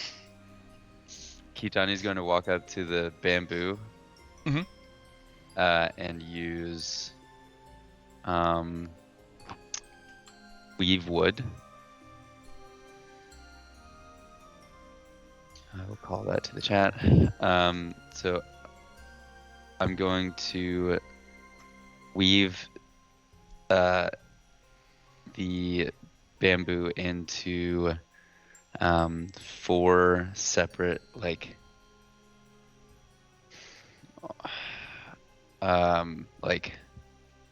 wicks almost, or not wicks, but like torches almost. And then I'm going to use ignition on all 4 of them. Okay. And I'm holding these torches, and I'm just gonna walk back to the man and try and get around him to light the candle. He just holds it up above your head.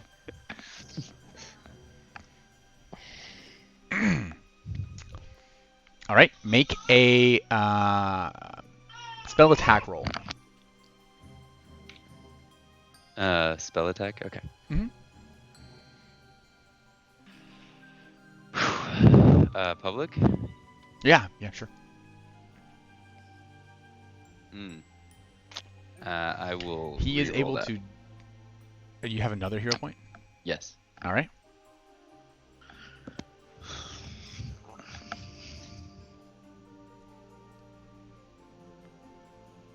Okay.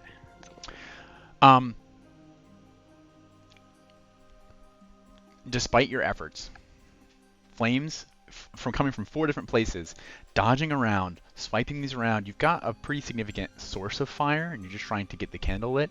You do manage to light the candle briefly. It just and doesn't stay out. He blows it out. Okay. And you're but I did do it. Okay. One step closer.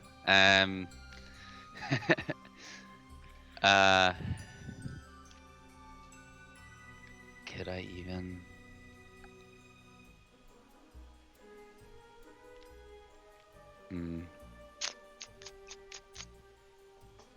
Be cognizant of your spell slots. Yeah. Well, yeah.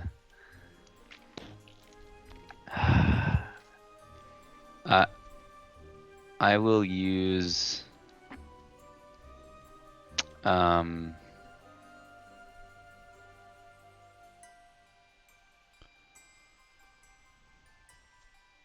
Can I do that? I'm not sure. I don't think I can. That'd be a little ridiculous. It's based on your training. I don't know what you're talking about. It's my wild morph ability. I don't think I can use soaring shape. I can't give myself wings. No. You don't have flying there. Yeah.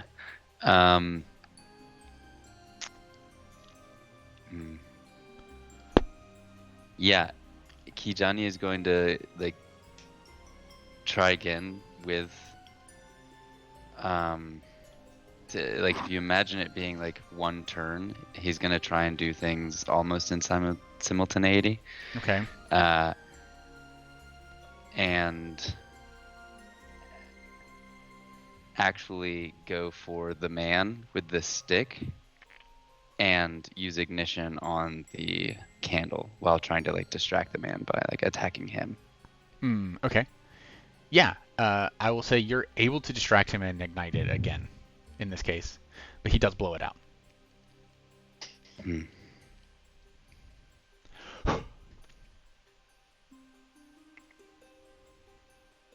Do you want Okay. me to describe to you what the room looks like again? There's something on the other side of the pond. There's a shallow pool. It's about Yeah. 3 inches deep. There are razor blades just underneath the surface of the water, all the way across this pond, this pool.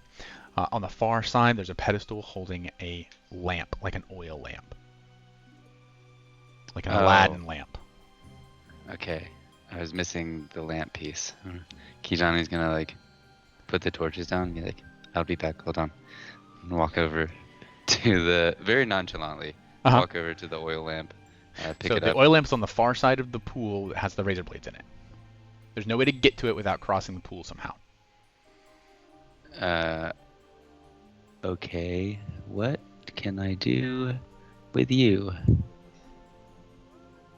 Can I become a fish? I am become fish, swimmer of worlds.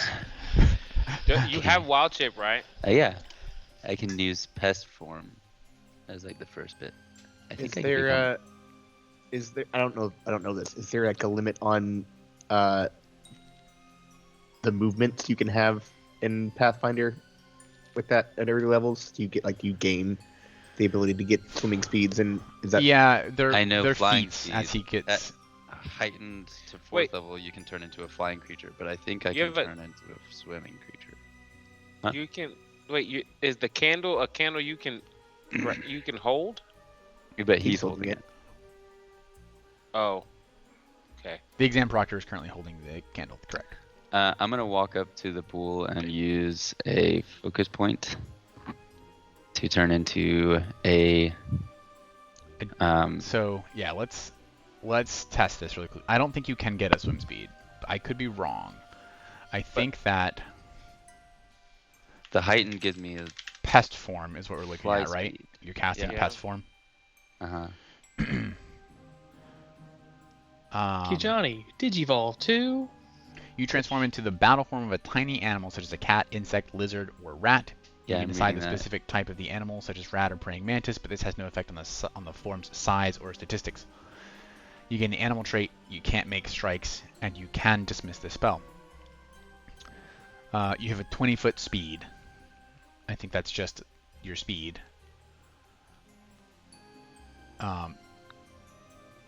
You are tiny, so I guess He doesn't get. He can't gain a climbing speed through that, or is that? Does he have to have other feats for that?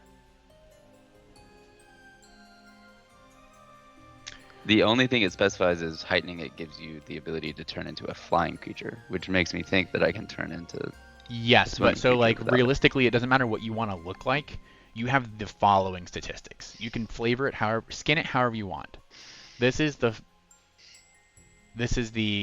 stat block for the creature you can become, and it says speed 20 feet.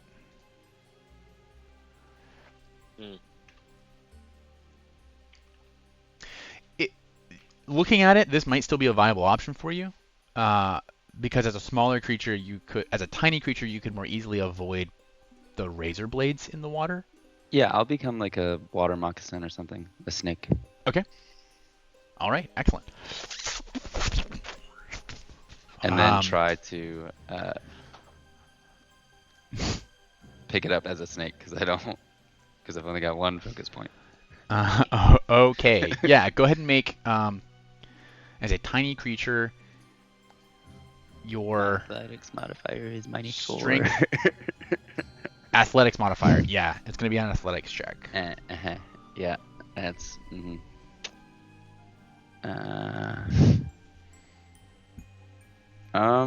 Actually, you know what? Mm-hmm.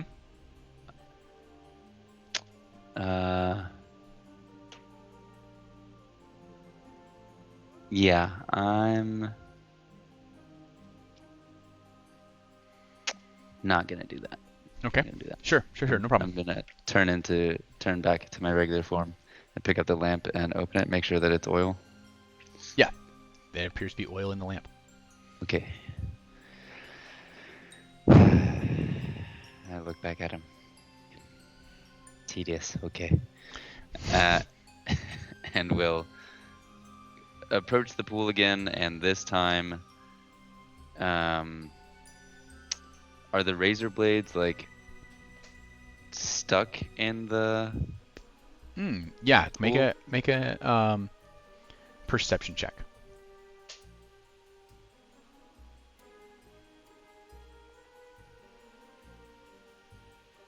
Okay. As you look more closely, the razor blades are like upright in the pool, but it's something to do with they're kind of floating there Mm-hmm. in the water, waving like this, which you saw as you were swimming through. You get the impression there are a number of ways you could avoid this. You could lay something down over them and walk over that, create a bridge. You could remove the water, and they would probably lie flat. Right. You could freeze the water and make it a solid surface. don't- Kijani is going to sit by the pool, look up and go, I didn't ask, is there a time limit? Time is taken into consideration in your score, but there is not a limit. Okay, cool. And then limit he's does not going to exist. he's going to start using draw moisture to take a pint of water out of this pool, a pint at a time. It is a cantrip, so he will just Okay. continue to do that. Okay. About 3 minutes later, the pool is empty of water. There is a puddle all around you, and the razor blades have lain flat. Now it's not fully empty. It's just enough to where you could walk over Yeah, it now. yeah. And then I pick up the lamp and I walk over. I'm like, okay, try this again. I'm gonna look up at him and I'm just gonna reach up and see if he's gonna let me pour oil on it freely. Okay. He. Yeah, he'll allow it if that's what you want to do. I pour some oil on the wick. All right. Okay. Could you swish some of this in your mouth for me, please?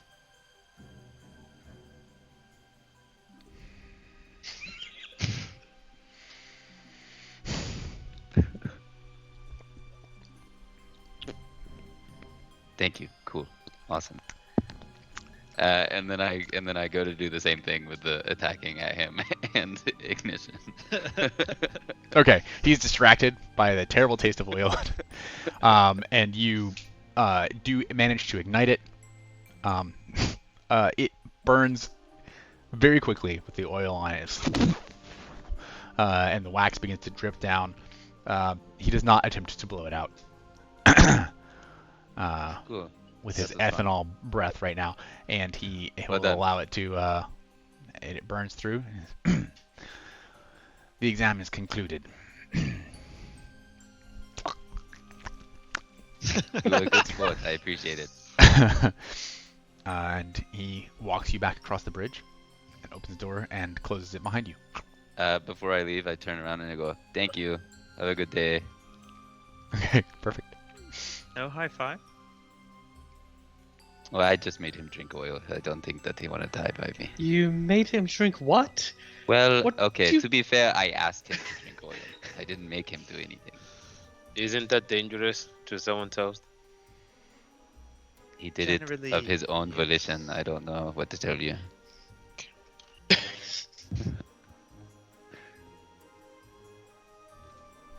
I am a very persuasive plant. I don't know. What did you have to do, Kijani? At this point, I the had- door opens again. Anders, Nightingale. I'll step up and walk into the room. Good luck, Nightingale. He closes the door behind you. Sarah tries to whistle a nightingale. It's awful. Don't just it's awful. Completely Impossible. completely not That's what nightingales sound like now. That might need to be our new team name, the Nightingales. And the response is just Metagame pigeon. As he leads you, similar scene. There's a long bridge out to a training platform. He leads you across. On the platform, there are 2 cages. One large cage, like might have a lion in it, and then in the middle of that cage, in the very middle, there is a smaller cage in which there is a key. The smaller cage has no doors, but it looks like the key might be able to slip through the bars of that smaller cage. In the outer cage, but just out of your reach, there is a candle. To your right on a pedestal, there are 2 scrolls.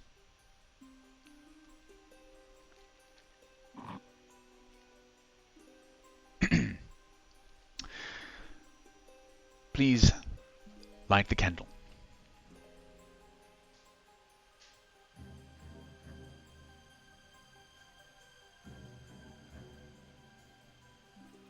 Okay.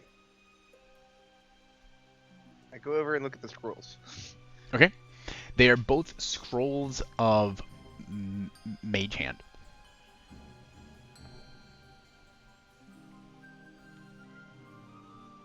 How?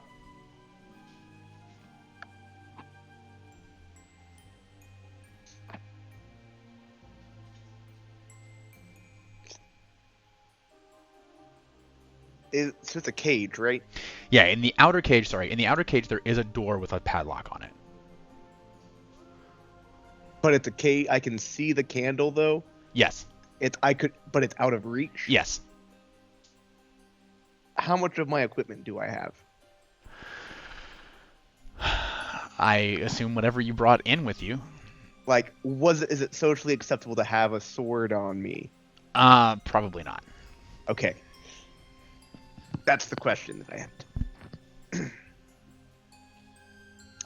have. Well, I guess I'll start with this and do my gambit later if I have to, and attempt to use this item. I'll try to trick this magic item. Okay. Trick magic item requires you to make an, in this case, Arcana check, I believe. It's gonna be an Arcana because that's all I got.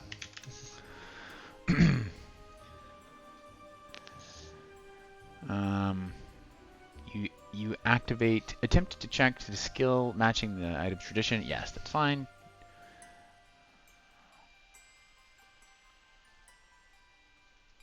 Okay.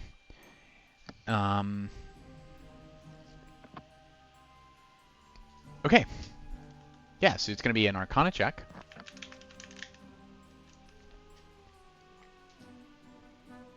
I rolled it above that.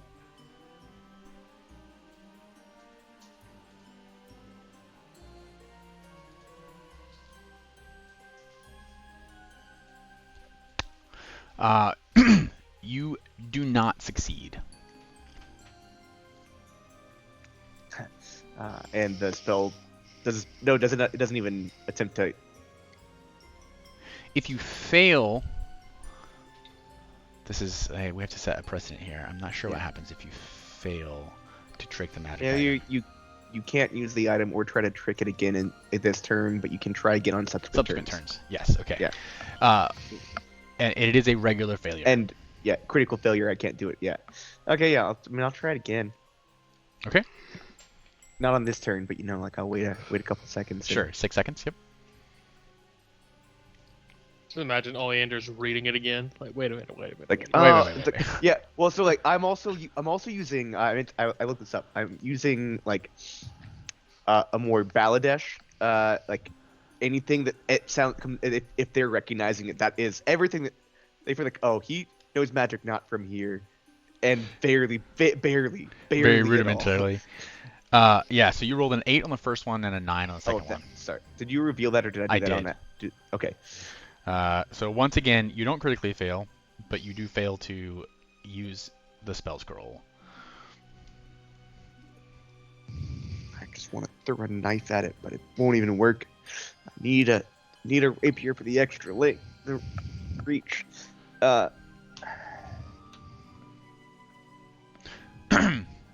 The proctor reminds you there is no time limit, but time is considered in your score.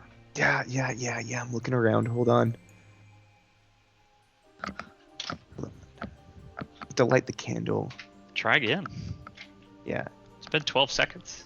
If you pass the test in 12 seconds, that's pretty impressive, actually. Much faster than Kijani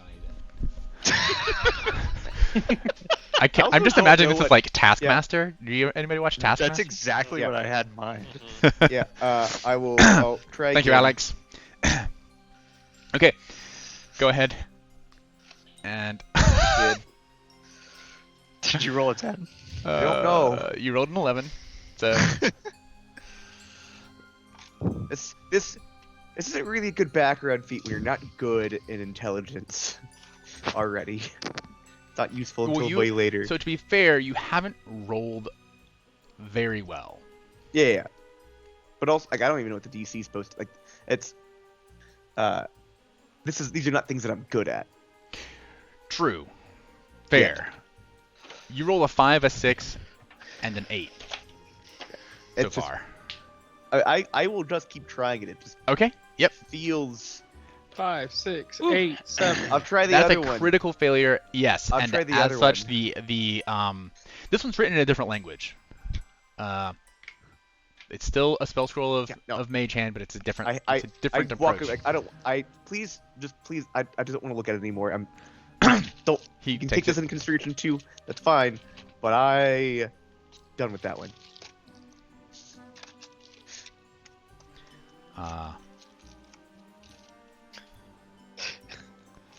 Critical Wow. failure. That. No, actually, no. That one's not a critical failure. That one's not a critical failure. Means the DC's 14, guys. Yeah. There it is. There we go. How many I seconds did was that? at that point. Once I knew what the DC was, I was gonna roll it. We were just rolling it there. um, Ah! so you do manage to cast Mage Hand, and a shimmering hand appears before you. I've really cast a spell before. That one. The spell scroll is expended as the magic is spent, and you have. Wait, but what's the point of this though? That's the thing. Oh, can I get the candle through the? As you send the hand in, to Yeah, grab the candle, I'm thinking of doing this. Like, and it pulls. The candle is attached to a chain.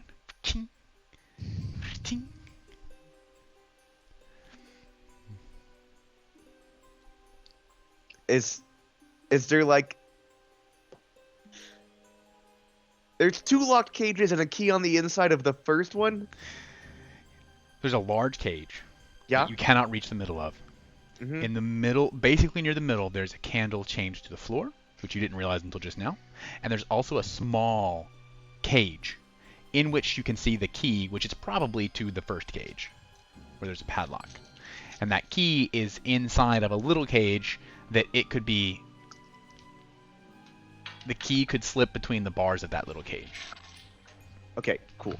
That was the. I was like, I don't know how I'm gonna get through the. Yeah, I will use. Then I will do what I was supposed to do and take the key out Yeah, you of the. Mage hand in there, grab the key, slide it forward, pull it all the way back out to you, and drop the key into your own hand. Walk forward. The key fits into the lock on the outer cage. That gate And now there's a opens, lion. and now the lion appears. No, and you're able to walk into where the candle is. I have a flint and steel, but I'm gonna try this. Don't need to tell you that. I'm just gonna do it. Okay. And also, apologies. I did sneak in a dagger. I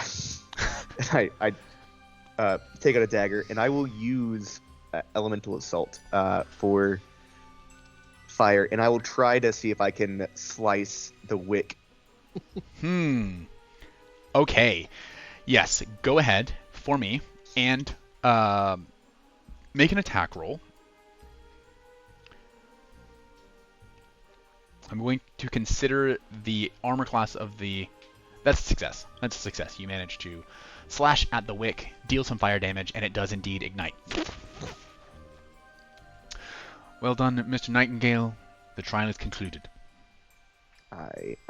Sorry about that. And I hide the dagger and walk out. Okay. Yeah. He closes the door behind you. As you once again see the rest of your party, Kijani is just regaling everyone of the tale of his trial. So then I just decided to empty the pool, which I don't know if they cared to see how many magical things that you can do, but I feel like emptied the pool? Yes. There was a pool? Yes. They did say that these are tailored for us specifically. I believe that it probably will be different based on how well we did on the written portion. How big of a pool? It was a pool. I don't know. It had water in it. It was about 3 feet deep. Inches. A lot of water to 3 inches deep. There's a significant difference. How big is Door a opens. puddle? Now, Cisco Antonov. Yeah, all right. Well, let's go do this thing. All right. You got this now, Cisco. That's right. Yeah, I do. There was a cage sized for a lion, and And here we go. For a minute, What? I thought There was a there were cage? actually lions in there. Yeah, me too. I 100% Size thought there was for- a lion. size just for walking a around. lion. and that's why when Oleander retells it, he always says it's the size of a lion. He makes you think that, but never outright says it. As you enter, you see before you this floating plane of tiles hovering over clouds, stars wheeling above. This golden-haired Venara leads you across a long bridge to this training ground, and on the left you see the veiled palanquin, where there are 3 obscured figures observing you, theoretically.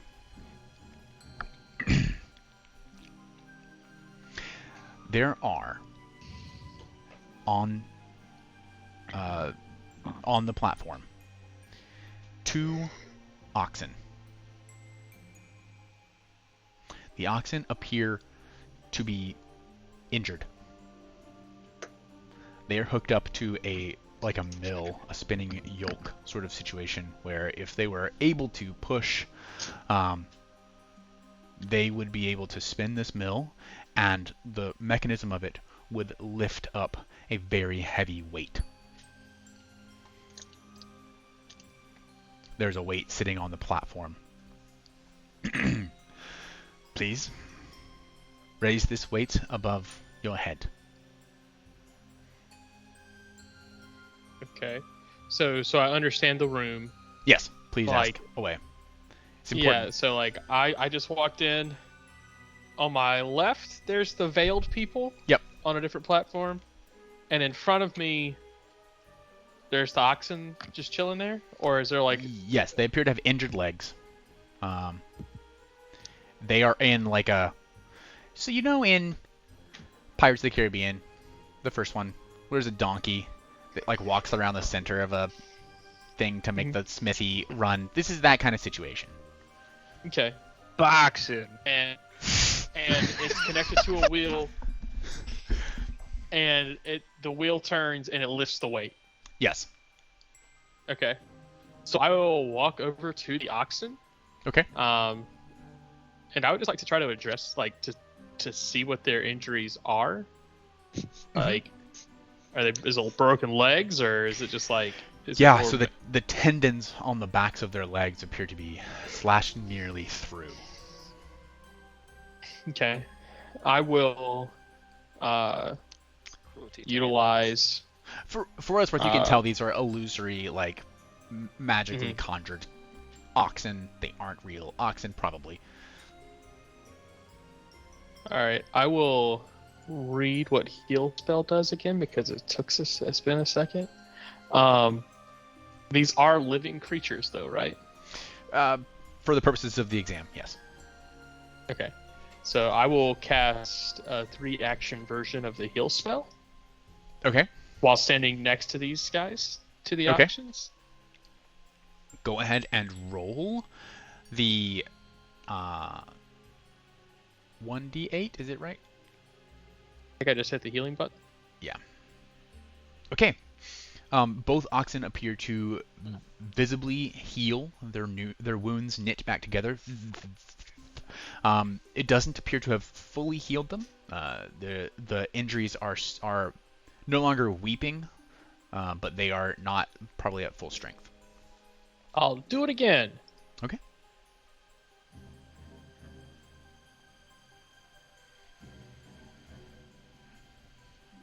All right. The oxen appear to be fully back at full capacity at this point.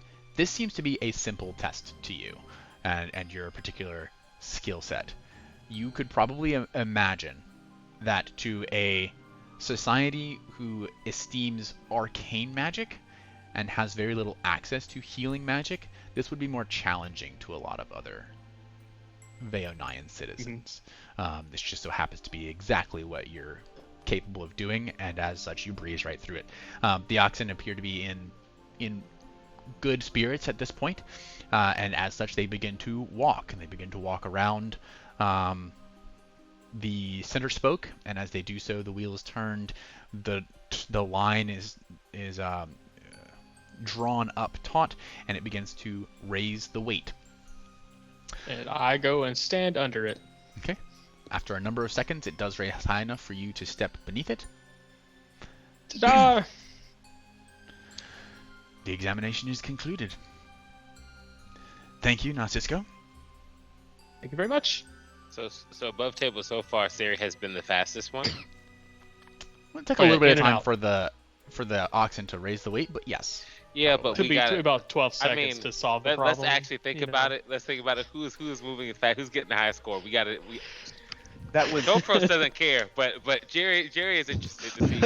who well, gets and the that highest. would have been included in the task time too. Like that's probably not counted against him in terms of. Mhm. I guess. So that was. Serotonin doesn't really say a lot while he's walking towards the door or whatever like that, but once he gets to the door Mhm. and the door starts to open, so that was really it. That's all I had to do. That's it. That is. And he closes the door behind you. Guys have a good one. And the scroll wasn't even in a language that I understood, but I figured it out kind of. Oh hey, Yeah, that sounds was way quick. different. It was quick. Like I'm What did you have to do?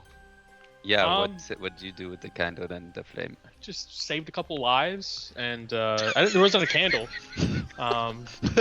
Just kind of like mended some tendons and made sure So some, whichever it was, you living either creatures were okay, and I would have done Well, much better with raised a that. rock over my head.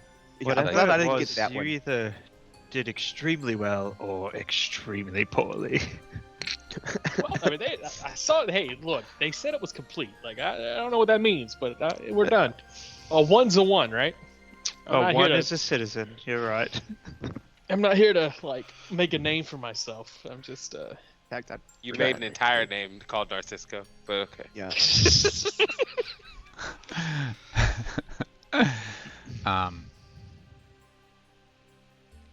Let's see. This is within. All right. Excellent. The door opens. Hyacinth bouquet. Oh yes. Vesrin stands up and walks Alright. over. I have supreme confidence in you, Hyacinth. okay. I feel like we didn't hear it the first, because she just like oh I'm renewing mine, didn't say her name, so that's Who? the name. Like that's just, I guess you were 12. Okay. As you Right. enter, similar scene as you cross over the bridge to the training ground. Your training ground is quite large. It has 3 nodes coming off of it, like a club, the suit on a deck of cards. The club it has 3 like sort of circular platforms Okay. forward and to another side in the path that you walk in on. I'm really nervous. Oh my gosh. on each of Cameron's nervous. Yeah. as you walk down, in front of each lobe, there appears to be a colored stone with a pair of footprints on it. The proctor walks up and says, "There is a vase. It has been enchanted with magic. You must destroy it."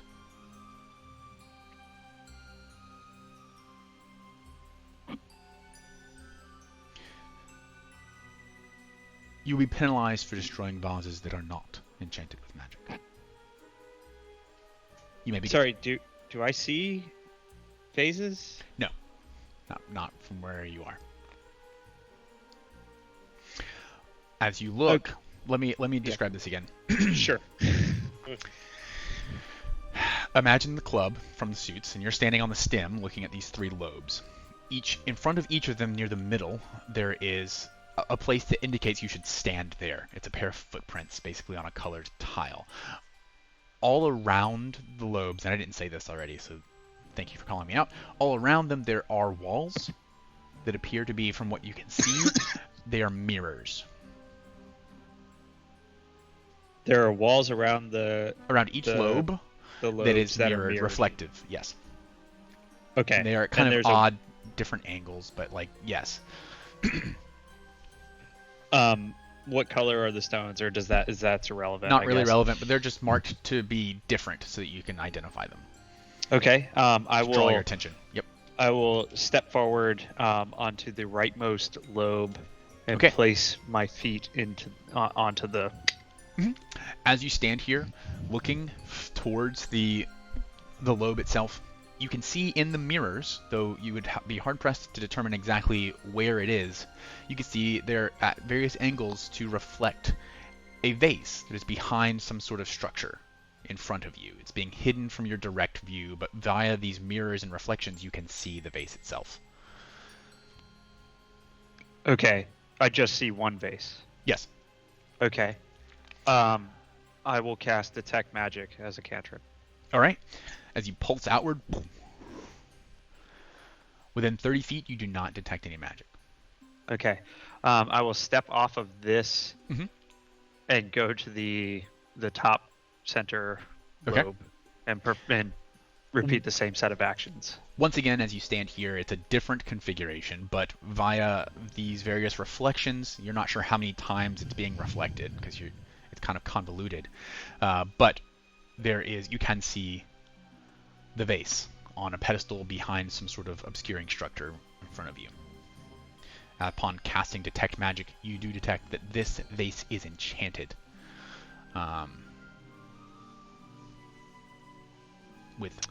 Doesn't matter, Abjuration Magic. It is a magical vase. Okay. You do not have a direct path by which to destroy it. Just a moment. I'm reading. Okay. For the purposes of this exercise, is the vase considered a creature? Yes. I will cast Magic Missile Okay.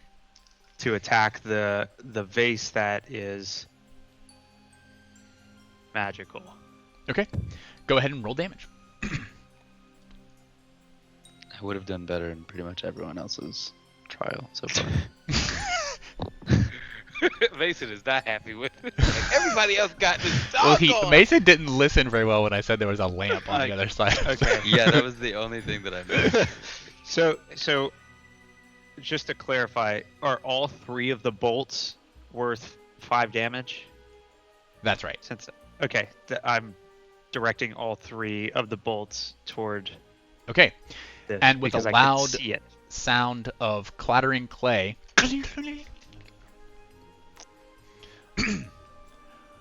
Well done, Miss Bouquet. The trial is complete.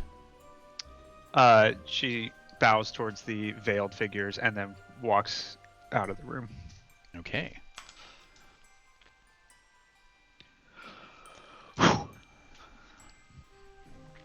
So as she collects herself and the door opens, she acts totally nonchalant the same way that Sari did. Okay. Just like, I would like to sense motive. Uh, Is this a contested? How do I contest this? No, it's against your perception. Deception Huh? DC? this is just a perception check, right? Your will DC? Is that what it is? Sid. Oh, you're talking to me. It's sense If motive. he's It's sensing against my your. motive. It's and I against don't want your will DC. Yes. So take your will score and add 10, which for you it's gonna be a total of 16. He rolls a natural 1, so he does not beat your will DC. You are able to obscure your motive. How'd it go? Oh, it was fine. Just had to bust the phase. It was really Yeah, I quite don't, it's just really quite easy, elementary. Right? Yeah, it's just. It is against the deception DC. But Deception that's bad. DC. All right. Well, that's I mean, I don't know He if it still would rolled matter a if he natural rolled a one. Well, he rolled a natural 1. Vestron, your deception DC is 13 instead of 16, but yeah, he rolled with an 8 on his natural 1. Critically fails it anyway. The door opens. Rosto, Rickshaw. Let's go, Rickshaw! Veteran elbows. Topros. Topros. Topros gets up and says, okay. And he You are walks going to do wonderfully, slowly Rixa. walks slowly towards the door. Believe in the you that I believe in.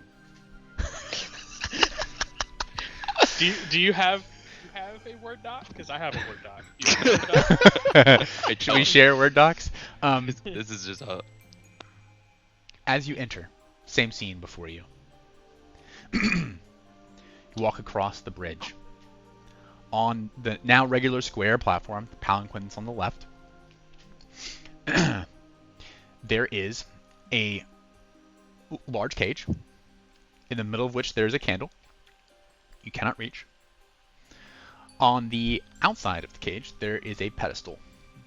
On this pedestal, there is a metal sphere that has a cylinder. Well, actually, a series of cylinders that slide through the center of it. The sentence that started with "there's a metal outside the cage, there's a metal sphere." Start there. There's a metal sphere, and through the center of this metal sphere, there are various cylinders that slide through it, bisect it. You can see a seam all the way around the sphere that looks like it would come apart, but it can't because of the cylinders. Okay. All right. And Okay. also, there's a candle. Also, there's a candle in the center of a... There's a candle in the center of the cage. Outside the cage, cage. is this metal sphere. Yes. Okay. Please light the candle.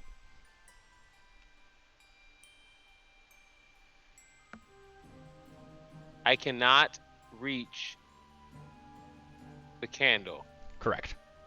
because the candle is inside of a cage. That's right. So where I'm standing, I can't get inside the cage because the cage bars are too close together for me to fit Correct. through.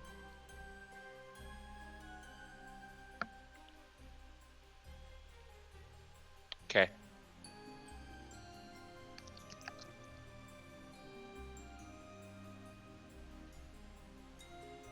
What's the candle sitting on?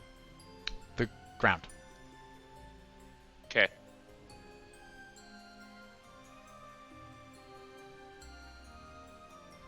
But it is chained to the ground. Mhm.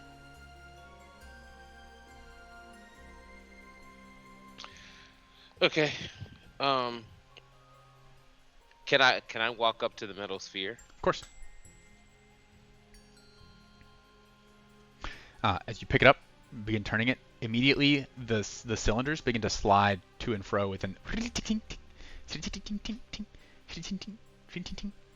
everywhere you turn it, the cylinders slide through to block being able to pull the They go sphere all the apart. way through? No, they've got little stoppers on the ends that prevent them from coming all the way out.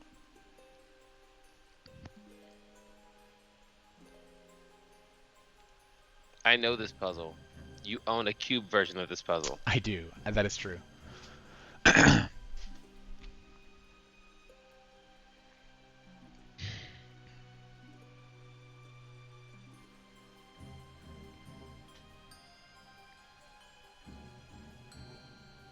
Okay, sorry, I'm just looking at stuff. Okay. Oh, it's right here. Yeah, I was like, when you, I'm like, dang, I know exactly what this thing is. Okay, how many cylinders are there? It appears to be 2. Just iron bars. And they're on opposite ends. They come in one way and then the other way. They cross in the middle. Oh, they're perpendicular. Yes. Yes.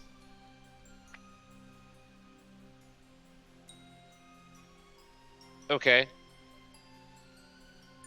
I'm gonna hold the cylinder in my hand. Mhm. In my hands, right?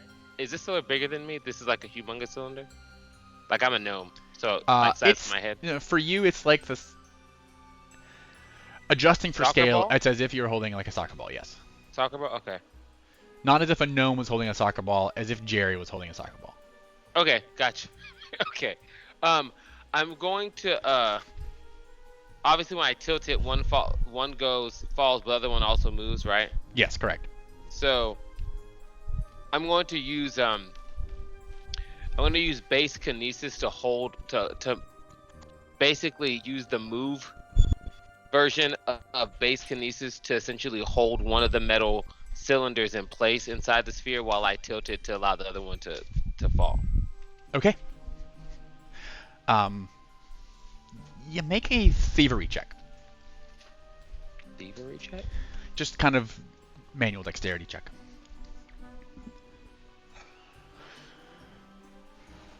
Okay. Manual dexterity is thievery. Okay. It could not be like, okay, something else. Because acrobatics wouldn't make sense. That's right. Okay. Is this blind? Or Is blind, yes.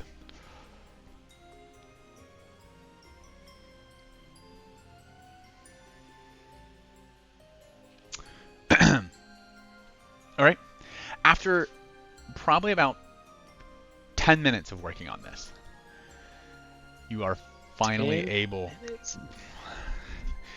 You're really frustrated. You know what you have to do, but you do eventually manage to get the sphere to come in half in the middle. Ting! Okay, so before you finish, can you tell the studio audience what was supposed to like? So it turns out that there's not a single cylinder. Each of those, it's actually 4 cylinders, and they meet in the middle. When you turn it this way, they both slide down, but they meet in the middle like this. You turn it this way, it both slide down. What you could do is do exactly what you did, but roll better. Or you could put the sphere down on the ground and spin it. The centrifugal force would pull all of them outward instead of ting ting ting ting. They would split in the middle because centrifugal, they would slide out from the center of the sphere, and then you'd be able to pull it open. Oh, I could have also just okay. You wound up using magic that controls metal, which is fine for this.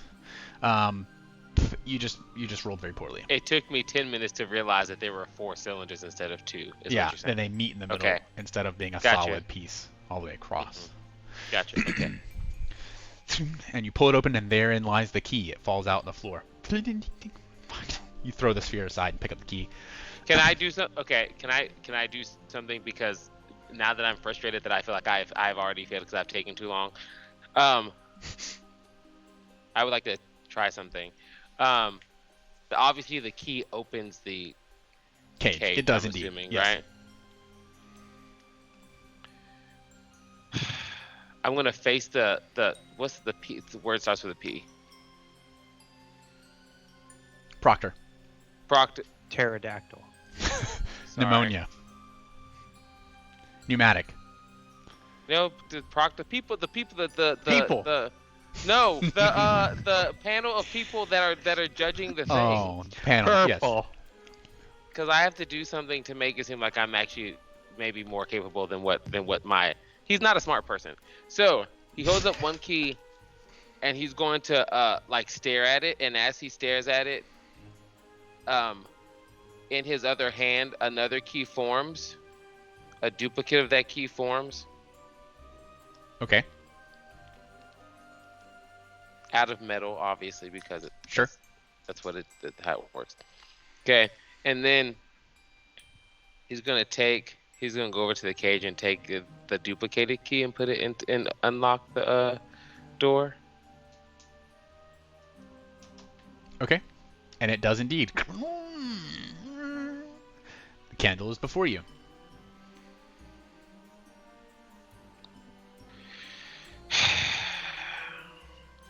I have flint and steel, but like now I feel like I have to do something to make up for my failings.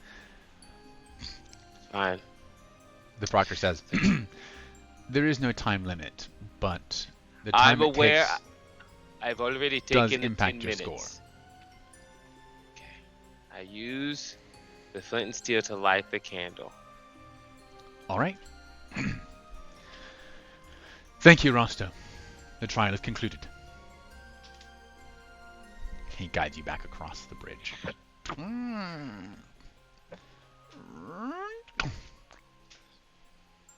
So how'd it go? There were 4 cylinders. What about a candle? A candle's a cylinder. Not that kind of cylinder. So there was no candle? Topheros goes to the corner of the room and just puts his head against the wall. Oh, buddy. Oh, buddy. Did he I make you lean over drink the to- oil? I lean over to Kajani. I think we know who might have got the lowest score. Ones are still citizens. Be nice to him. Don't That's why worry. I said this to Still you. yet to go. The door opens. Treku Opak. Yep, okay. Let's go, Treku. Don't worry, Topheros. I'll join you on the wall in a minute, bud. Who's Topheros? Last one, buddy. Let's go. Yeah, fair enough. Topheros. As you enter, Kijani will go over to Topheros and start just patting him. Like, it's hard sometimes. It's okay. In I go. yes. As you cross over the bridge, the training platform is before you. It's quite narrow. The palanquin with the panel is over to the left. It's on a separate platform altogether, floating aside. There is maybe a 10-foot wide run, and it is 40 feet long. The proctor says, "Please wait here." He walks all 45 feet down to the end and pulls a candle from his pocket. "Please light the candle," he says loudly across the span. And as he says so, the floor between you begins to slide like a conveyor belt towards you.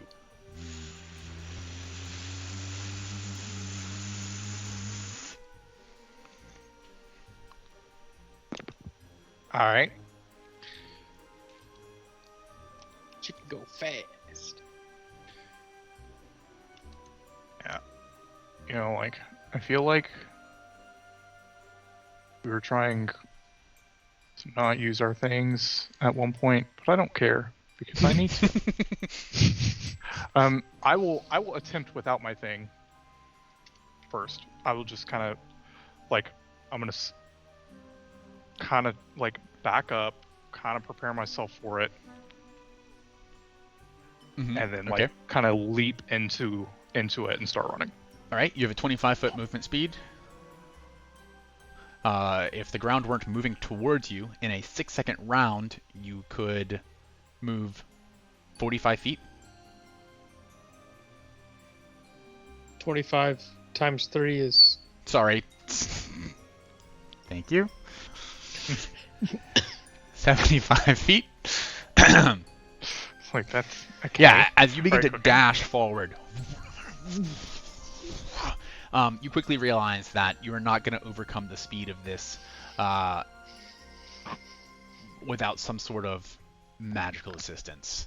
If you, Yeah, all right. you like get tired and stop for just a second, and within just like 2 or 3 seconds, you're back at the start.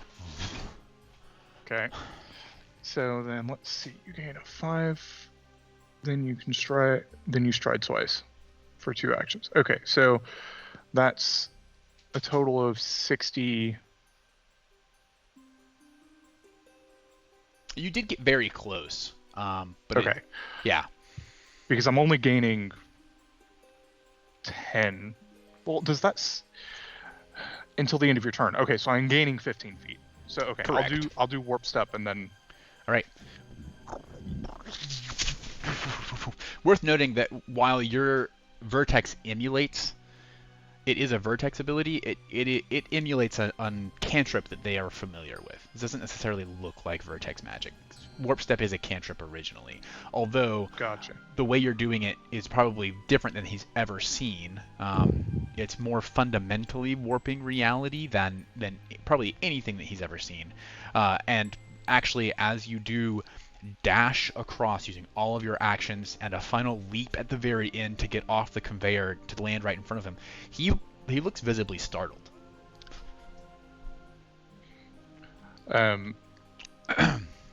I don't know if I have a flint and steel. I imagine I would.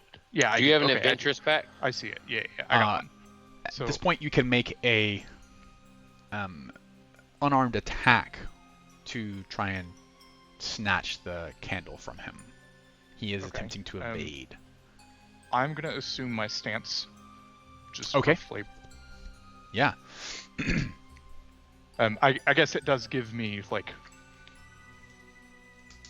extra like traits on my attacks. So Yes. Does it give you disarm or trip? let's see. I have agile, finesse, non-lethal, and unarmed traits. Yeah. Just curious. And it's tiger claws. So with my kind of like talons out, I will go yeet. All right, and make that. And I'll you know what? Hell with it. I'll do it with a flurry just so I get 2 if I need the second. Okay. For speed, my friend. For speed. Okay. Roll to hitting. All right. First one's a 24. That does successfully snatch the candle from his hand. He is still startled at, and still kind of like trying to wrap his mind around the way that you warped space. And you just like literally just grab it from him. He's, And then I'll just light it and then. All right. Yep. You pull out your flint and steel.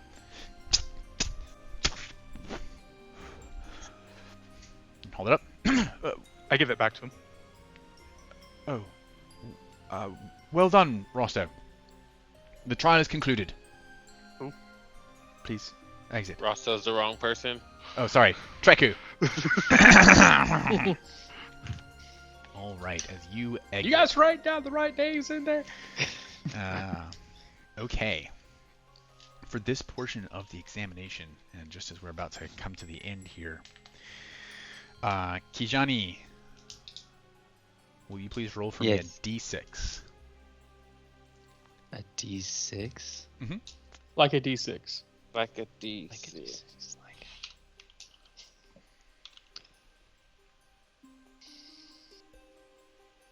You all did wonderful jobs. I am so proud All of right. each and every one of you. Kijani, with an outstanding score on your written exam, you earn a rank of 29 total. Anders, if you will please roll for me a d6.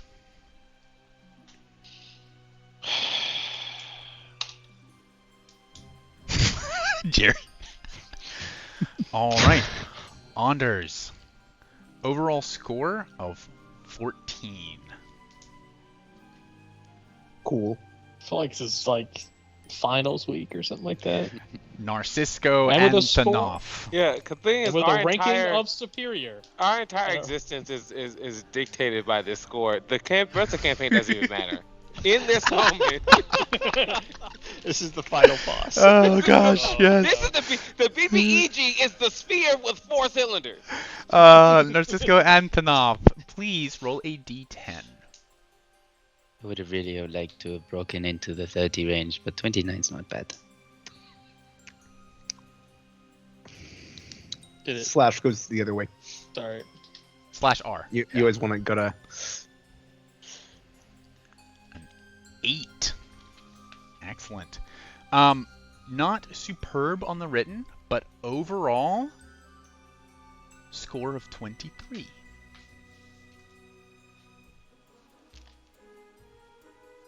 Hyacinth Bouquet, if you will roll for me a d10.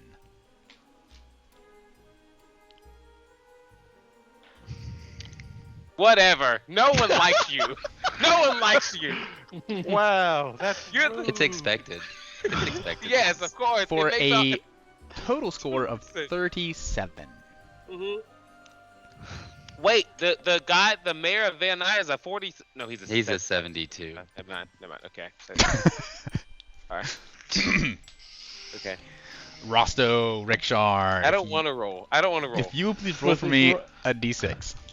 You'll please roll a coin. I don't even want to roll. Like, yeah, please roll. Yeah. Please roll a coin. Flip a coin. Heads you lose. Tails you still lose. What is D6? Right. Okay. A d6, yes. What? I hate this so much. I hate this so much. You are you are provided Low could be better. a total rank of 9. What is 9. 8, 9. Wait a second. Final It rank wasn't better. of 9. Wait a second. Okay. Oh, Leander can't even cast magic. What did he get? A 14. I 14. I hate all of you. I hate all of you. While I system can, is rigged. while I can't cast magic, I I did can't- still cast magic. I hate it. Uh, Do you want to Okay. use a hero point? No, I used this stuff on past the test in the first place. Dreku, if you Oh, yeah. if you will please roll a d10 for a That's an 8, pal. I hate all of you so For much. I can't stand final score any of you. of 17. I can't stand any of you. Oh.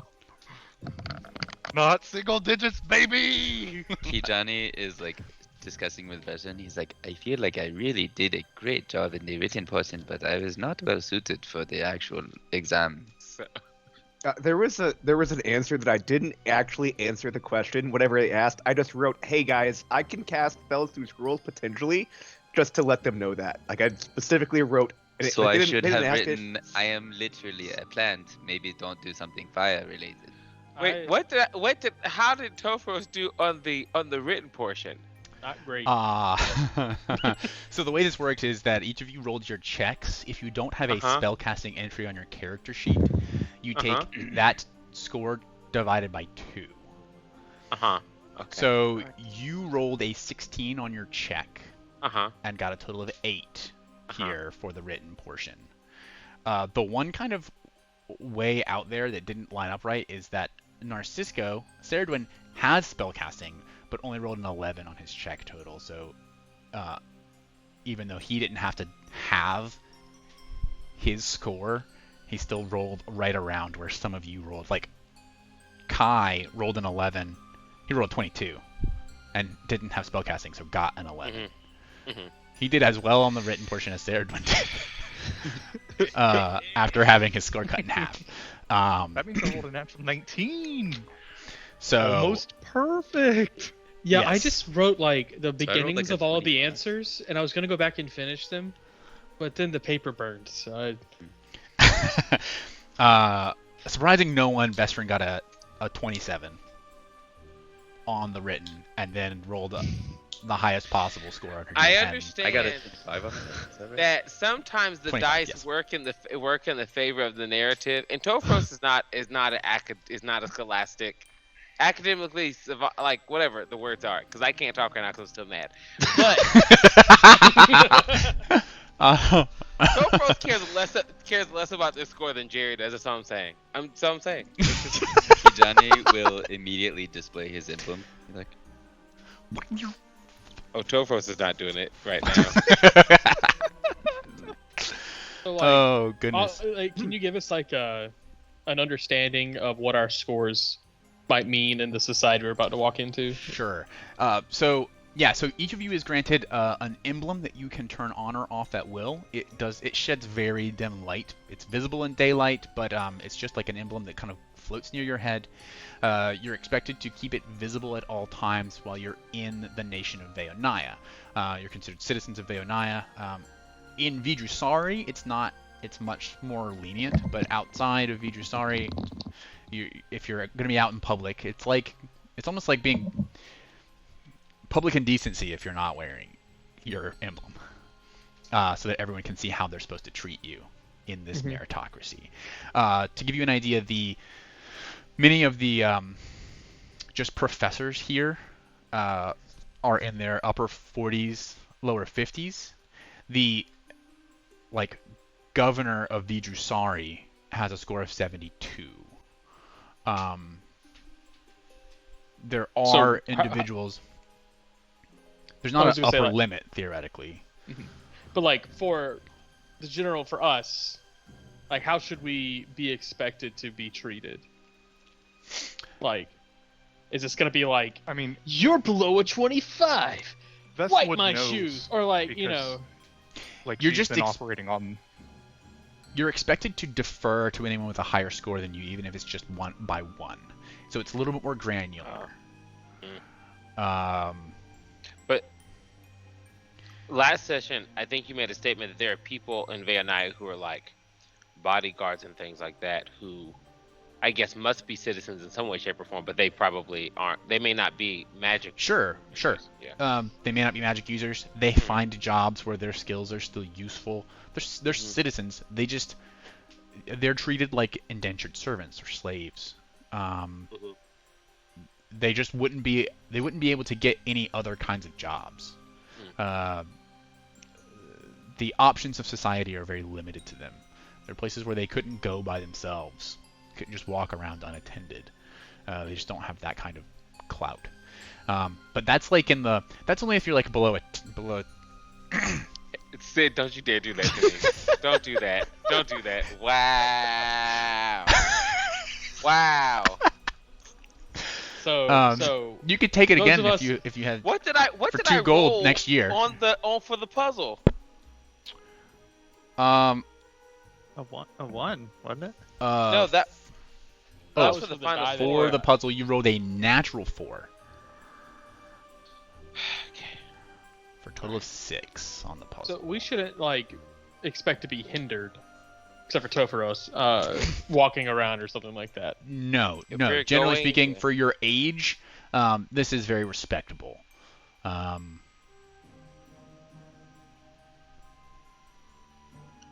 Cool. I mean, like I said, it's about. I mean, you're level 1, right?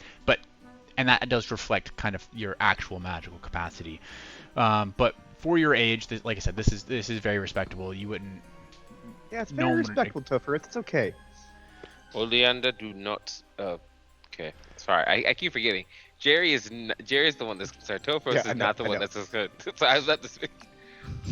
Yep. And so each of you is marked with your emblem, provided, and there's a brief and sort of hurried ceremony. It's not hurried, I should say. It's just curt. There's not a lot of pomp and circumstances. You are welcomed into citizenry at Veonaya, and your emblem is provided to you, appended to you. Imagine baby Groot dancing at the beginning of Guardians of the Galaxy 2. That's Kijani all the way up there. He's like, yeah. Yeah, Saratron walks up and gives everybody a high five, especially. Good job, Kijani. Very good. He gets so hyped that somebody asks him for the high five verse. He's like, yes, understand. All What right. a great job we have all done. Very good. Yes, everyone did a great job. So next we go to. So next we go to the Rainbow Fall. Plateau. Rainbow Fall. What? What are they called? Plateau. There we go. All right. And we're right on time for closing out tonight. We're going to say goodnight to stream. We will start the next episode with our journey through the Empire of Veonaya. Thanks for joining, everyone. Catch you next week. Bye, Twitch. Bye, Twitch. Hi, Twitch. Bye, Mom. I feel What like we're What an expert planning this was. Look at us ending the stream at